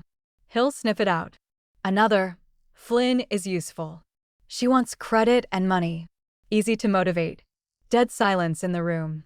Vanessa stared at that line, her face going gray. She'd thought she was Quinn's partner in crime. Turns out she was just a pawn. Derek looked at Quinn. Still want to explain? His jaw was tight.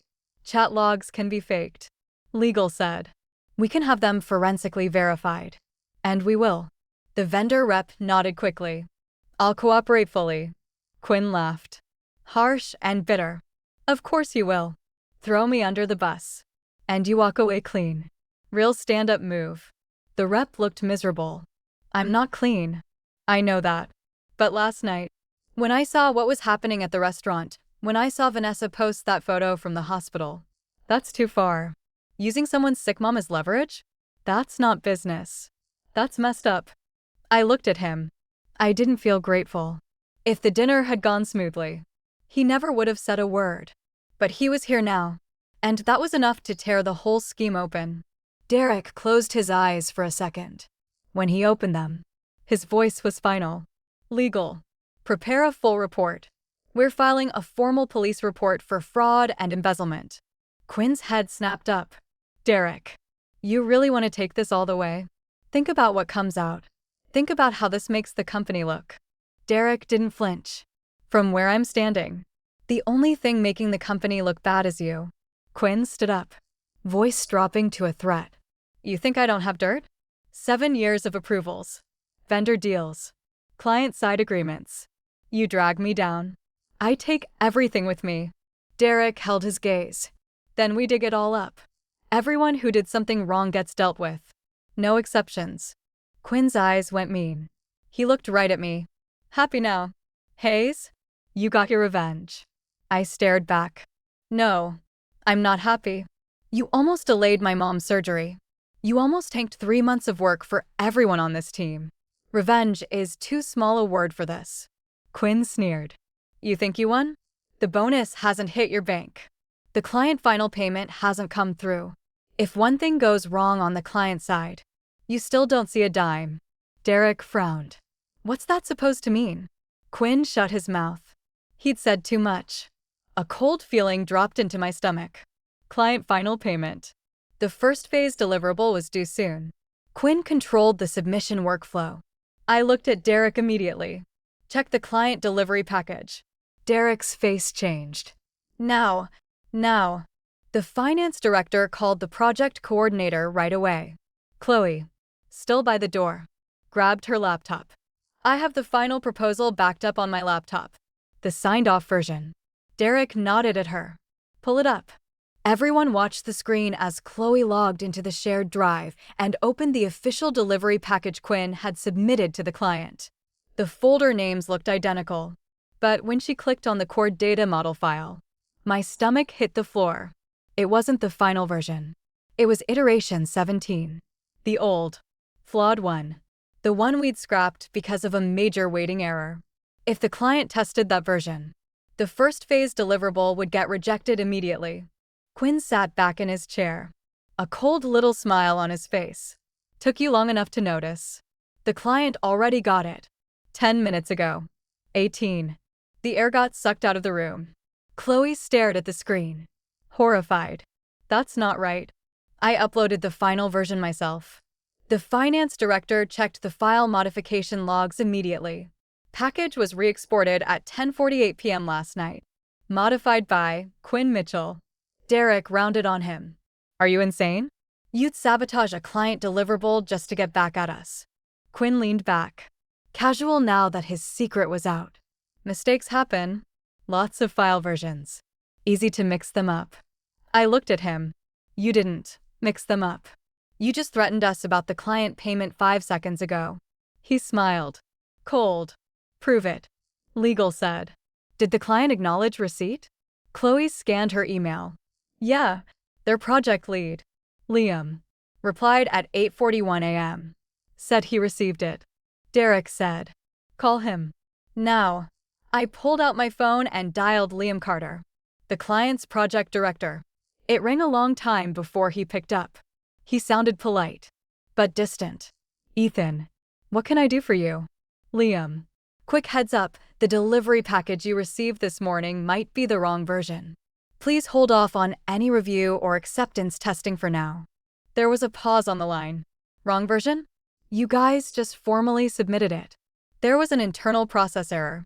We're sending the final, approved version immediately, along with a full version history explanation. Liam's tone cooled noticeably.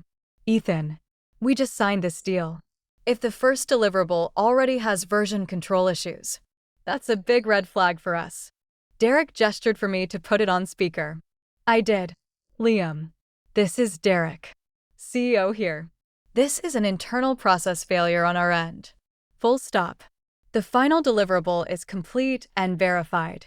I will personally send a formal explanation letter. And I'll bring my team out to your office before noon today to walk through everything in person. Liam didn't answer right away. We could hear paper shuffling on his end. Our tech team already opened it. They said the data logic doesn't match what you presented at signing. If this is the best you can do, we're gonna have to reassess the whole partnership. My hand tightened around the phone. This was worse than the restaurant. Worse than the fake expenses. The restaurant could ruin my reputation. A botched deliverable could kill the whole project. And if the project fell apart, the bonus would vanish. Everything I'd worked for, everything I'd saved for my mom, all of it would be at risk. I took a breath. Liam, the version you have is iteration 17. It's missing the regional weighting correction, the tiered validation module, and the outlier backfill logic. All 3 were added after your 3rd round of feedback. The version we presented at signing was the final one. Liam paused. How do I know that's true? I looked at Chloe. She immediately pulled up the screen recording from the signing meeting. Thank God she saved everything. The recording showed me walking through the weighting correction slide. Liam was on camera, nodding along. The final version number was clearly visible in the footer. I said, Liam, I'm sending over the signing meeting recording, the final source files, and the full version change log right now. Give them a look. His voice was cautious. You have 10 minutes. If it checks out, we'll meet this afternoon. If it doesn't, we're initiating a formal risk review. He hung up. Nobody wasted a second. Chloe packaged up the final deliverable. Finance exported the official version history. Legal drafted the process error explanation. Derek wrote the cover email himself. I stood next to Chloe and went through the file page by page. Every attachment, every tab, every model parameter. I double-checked everything.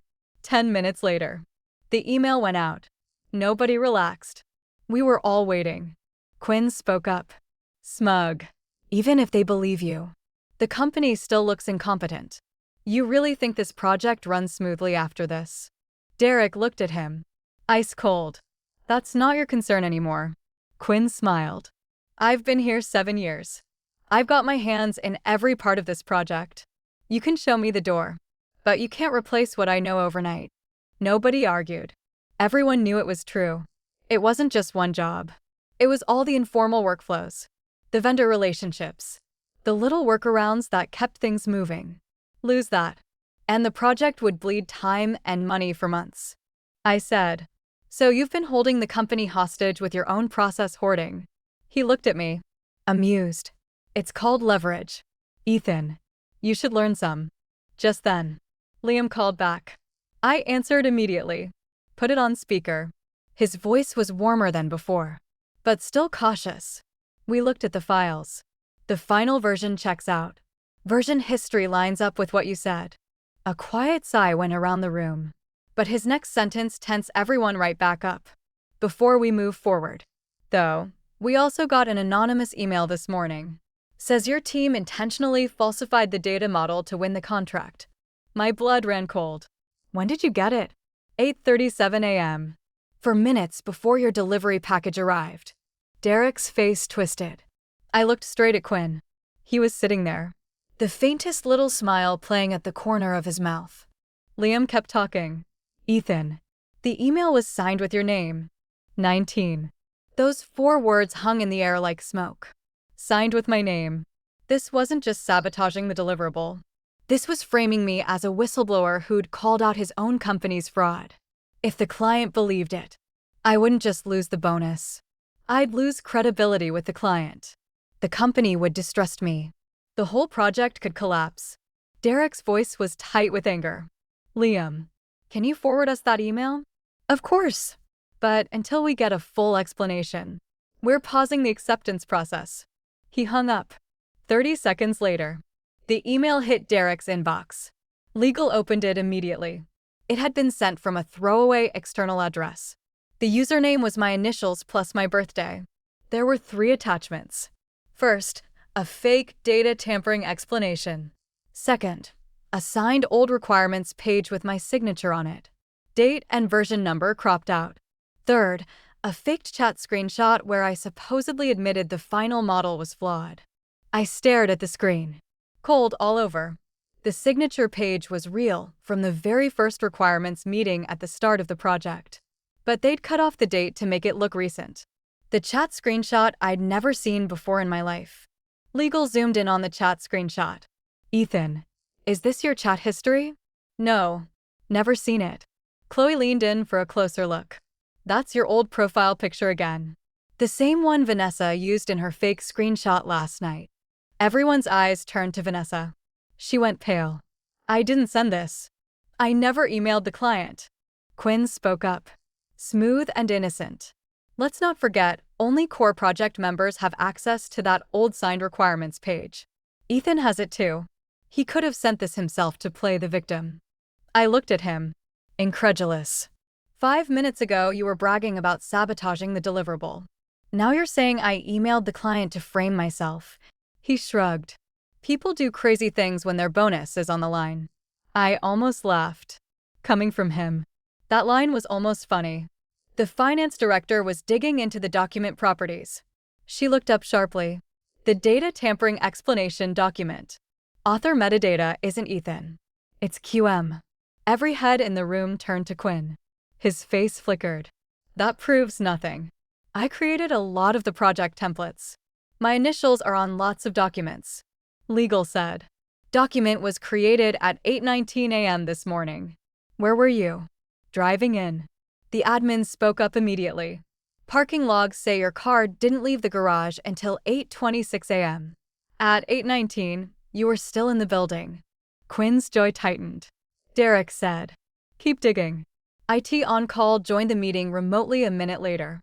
They ran through the email headers. Sender is an external address, but it was sent from our office guest Wi-Fi network.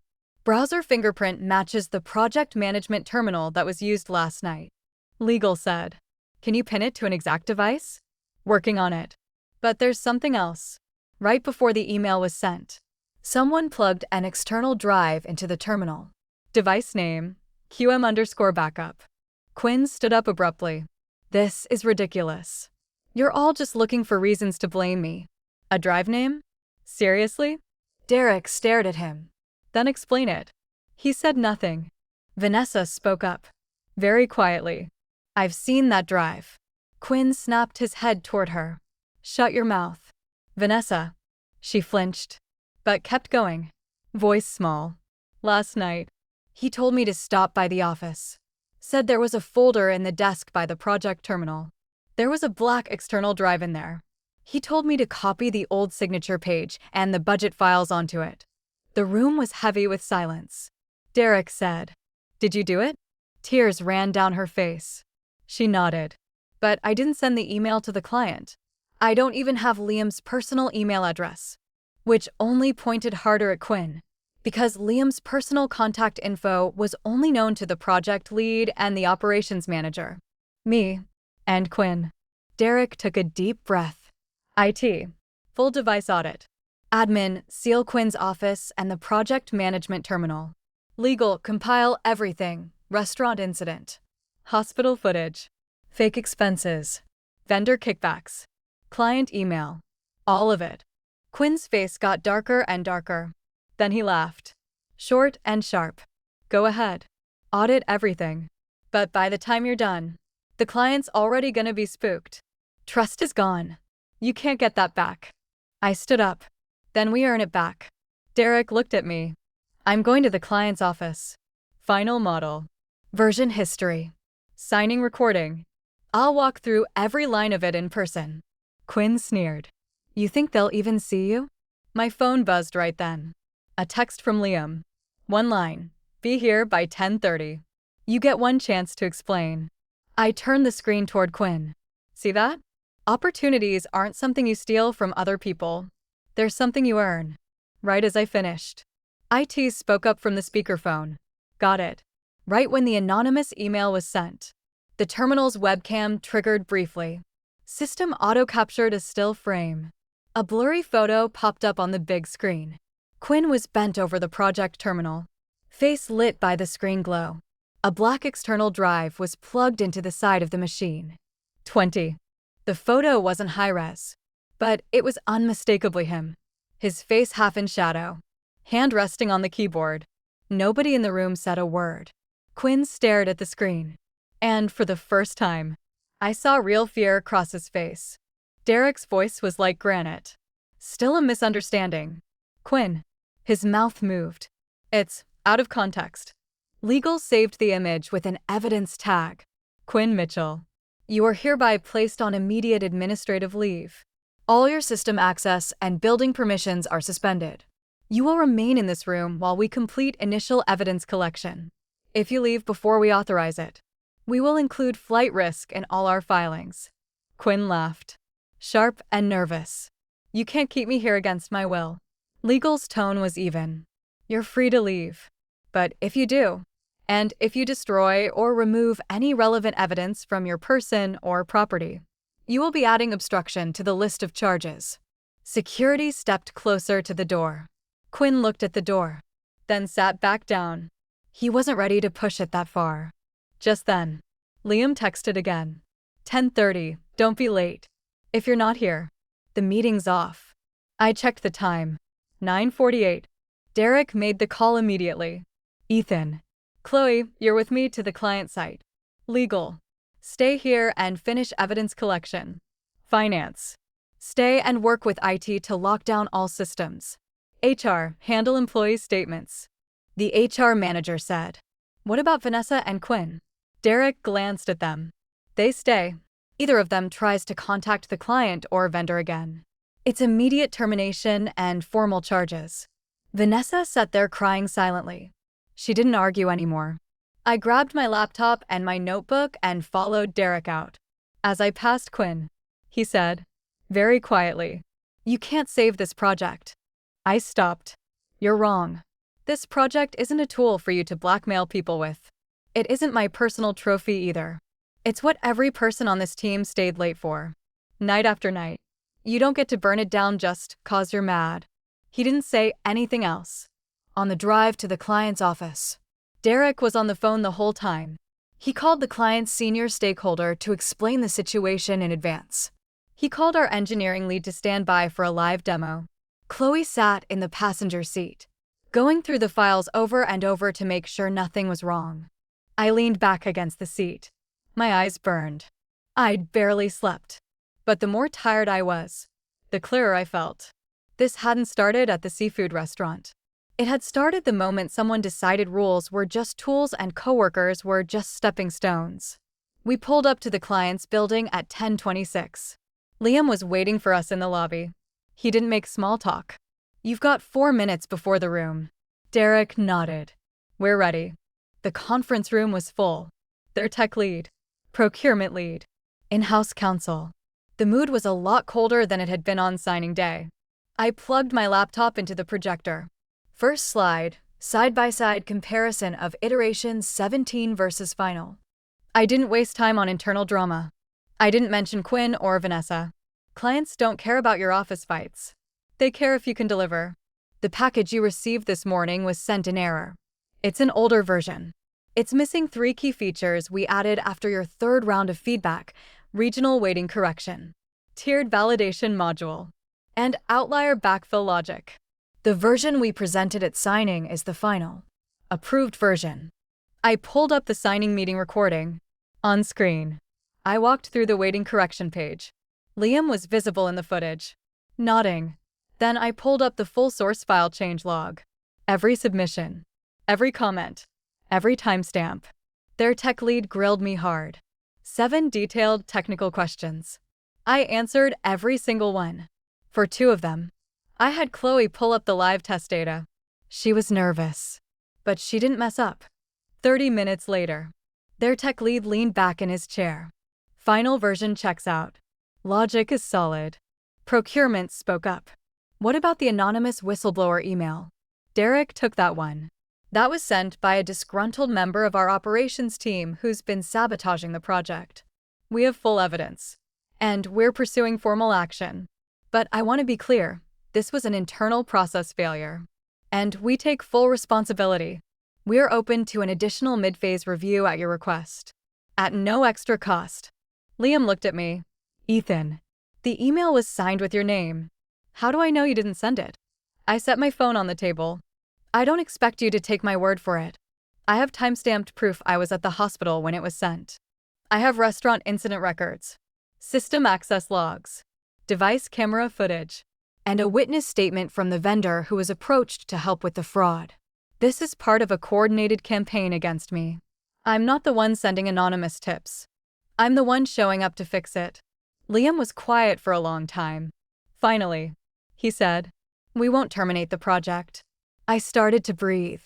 "But final payment is on hold until you provide us a full internal investigation report and third-party audit sign-off."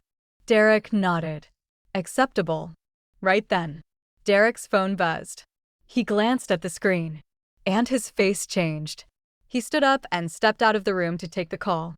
A minute later, he came back in. His voice was tight. "Quinn escaped the conference room. Said he was going to the bathroom. Security found the fire exit propped open. Also, IT found a scheduled email on the project terminal, addressed to client senior leadership and our corporate HQ, sends at 11 a.m. I looked up at the clock on the wall. 10:58. 21. Everyone in the room stood up. Liam's face went tight. "What's in the email?" Derek spoke into his phone. "Fast. Can we intercept it?" The finance director's voice came through. "Urgent. IT's working on it. It's a compressed attachment titled Actual Project Risk Disclosure. Probably more forged documents." The client's in-house counsel spoke immediately. "If that goes to our executive team, this escalates significantly." I stared at the clock. 10:59, less than a minute. Chloe suddenly leaned over her laptop. "Wait, if it's queued on the company mail server, we can recall it. But we need global admin rights." Derek called IT on call immediately. The tech sounded stressed out of his mind. Quinn hid the scheduled task in a local script on the terminal. The server only sees an outgoing send. We can't see the attachment content. Finance said. I have finance admin access, not mail gateway admin. Get the head of IT on the line. Derek said. The admin cut in from the office. He's at an out-of-town conference. His line's busy. 10:59 and 30 seconds. I stared at Chloe's screen. And suddenly I remembered the delivery package permissions from earlier. Was the scheduled email sent from the project team shared mailbox? Chloe typed furiously. Yes, that mailbox has two-factor auth enabled. Right? Yes. Who has the authentication phone? The project coordinator. Derek dialed the coordinator immediately. She picked up. Confused. Derek? What's going on? Listen carefully. There's a suspicious login attempt on the project shared mailbox right now. Deny it. Immediately. She paused. Right now? Derek barked. No. 10:59 and 55 seconds. Chloe refreshed the mail server queue. A red error line popped up. Send failed. Secondary authentication rejected. The room went still for 2 whole seconds. Then Chloe collapsed back in her chair. We got it. It didn't send. I closed my eyes. My palms were sweating. Liam let out a long breath. You guys have one heck of a morning. Derek didn't look relieved yet. Full audit of all shared mailboxes and scheduled tasks. First thing today. He nodded at Liam. Liam, I want to be clear. This is unacceptable. We will provide a full remediation plan, adjusted project staffing, and independent audit access. Whatever you need to feel confident moving forward. Liam nodded slowly. The project stays on track, but we're adding a joint compliance review before acceptance. I said, we'll be there. We walked out of the client's office close to noon. Derek got a call on the way back. They'd caught Quinn in the parking garage. Security had stopped him before he could drive off. He'd been trying to leave with an old laptop and 2 external drives. Legal had called the police. All the evidence, restaurant incident, hospital harassment, fake expenses, vendor kickbacks, client email tampering was being compiled into the official report. Back at the office, the mood in the conference room was completely different from the morning. Quinn sat in the corner. All the charm and swagger gone. Vanessa huddled on the other side. Drained. Like someone had let all the air out of her. The vendor rep was still there, giving a formal statement. The investigation ran through the afternoon. The outcome was never really in doubt. Quinn had been siphoning small amounts from vendor budgets for years, using process loopholes and fake approval IDs. He'd tried to use the seafood dinner fiasco to push me out of the bonus discussion and cover his tracks on the latest kickback. Vanessa, hungry for recognition and a bigger bonus, had gone along with it. She'd invited the extra tables, helped with the fake expense memo, and gone to the hospital to pressure me. Marcus and Holden hadn't been part of the fraud scheme, but they'd knowingly brought extra people to mooch off the dinner and egged it on. Both got formal written warnings. Vanessa was terminated effective immediately. Quinn was handed over to formal proceedings for fraud and embezzlement. The vendor was put on indefinite suspension. Project management workflows were completely rebuilt. Shared mailboxes, approval IDs, budget permissions all locked down and reassigned. Around 4 p.m., Derek called me into his office. He slid a bonus confirmation sheet across the desk. Your bonus is processing normally. Your contribution percentage didn't change. I stared at the paper. My throat felt tight. Also, he said, the client emailed back this afternoon. They confirmed the final version is good.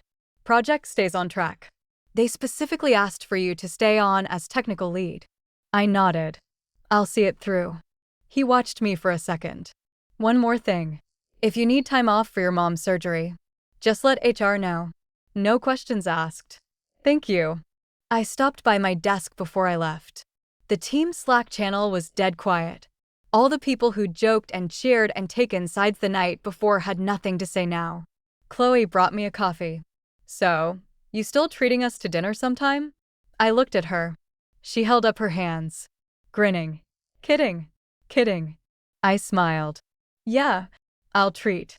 When the project actually delivers. We'll go out. She hesitated. Seafood again? Sure, I said. But I'm saying it up front this time. Only the people sitting at the table get invited. She laughed. That evening, I went to the hospital. My mom's surgery was officially scheduled. She saw me and immediately asked, "Did you get all that work stuff sorted out?" I sat down on the edge of the bed and tucked her blanket in. Mostly. For now. She smiled. Good. I didn't tell her any of the ugly details. Some storms you just stand in front of. So the people inside don't get wet. A few days later, my mom's surgery went perfectly. A few weeks after that, the first phase of the project passed acceptance. When the bonus hit my bank account, the first thing I did was pay off all the remaining hospital bills. Then I texted Chloe and the other coworkers who'd stood up and told the truth. Dinner Friday night. Pick the place. Chloe wrote back right away. How many people? I smiled at my phone. Just our table. That dinner had no lobster, no top-shelf bourbon, but everyone was relaxed. Nobody was hiding an agenda. When we were getting ready to leave, Chloe reached for the check. I put my hand over hers. Got it. My treat. She hesitated. Can I order whatever I want? Then, I looked at the menu. Then around the table at everyone there. Sure, but whatever you want doesn't mean no boundaries. That night, I finally got it. You can be generous. You can give people the benefit of the doubt. But you have to draw the line. Because if you don't set your own boundaries, there will always be people who treat your kindness like an all-you-can-eat buffet. And they will keep coming back for more. Until you finally close the tab.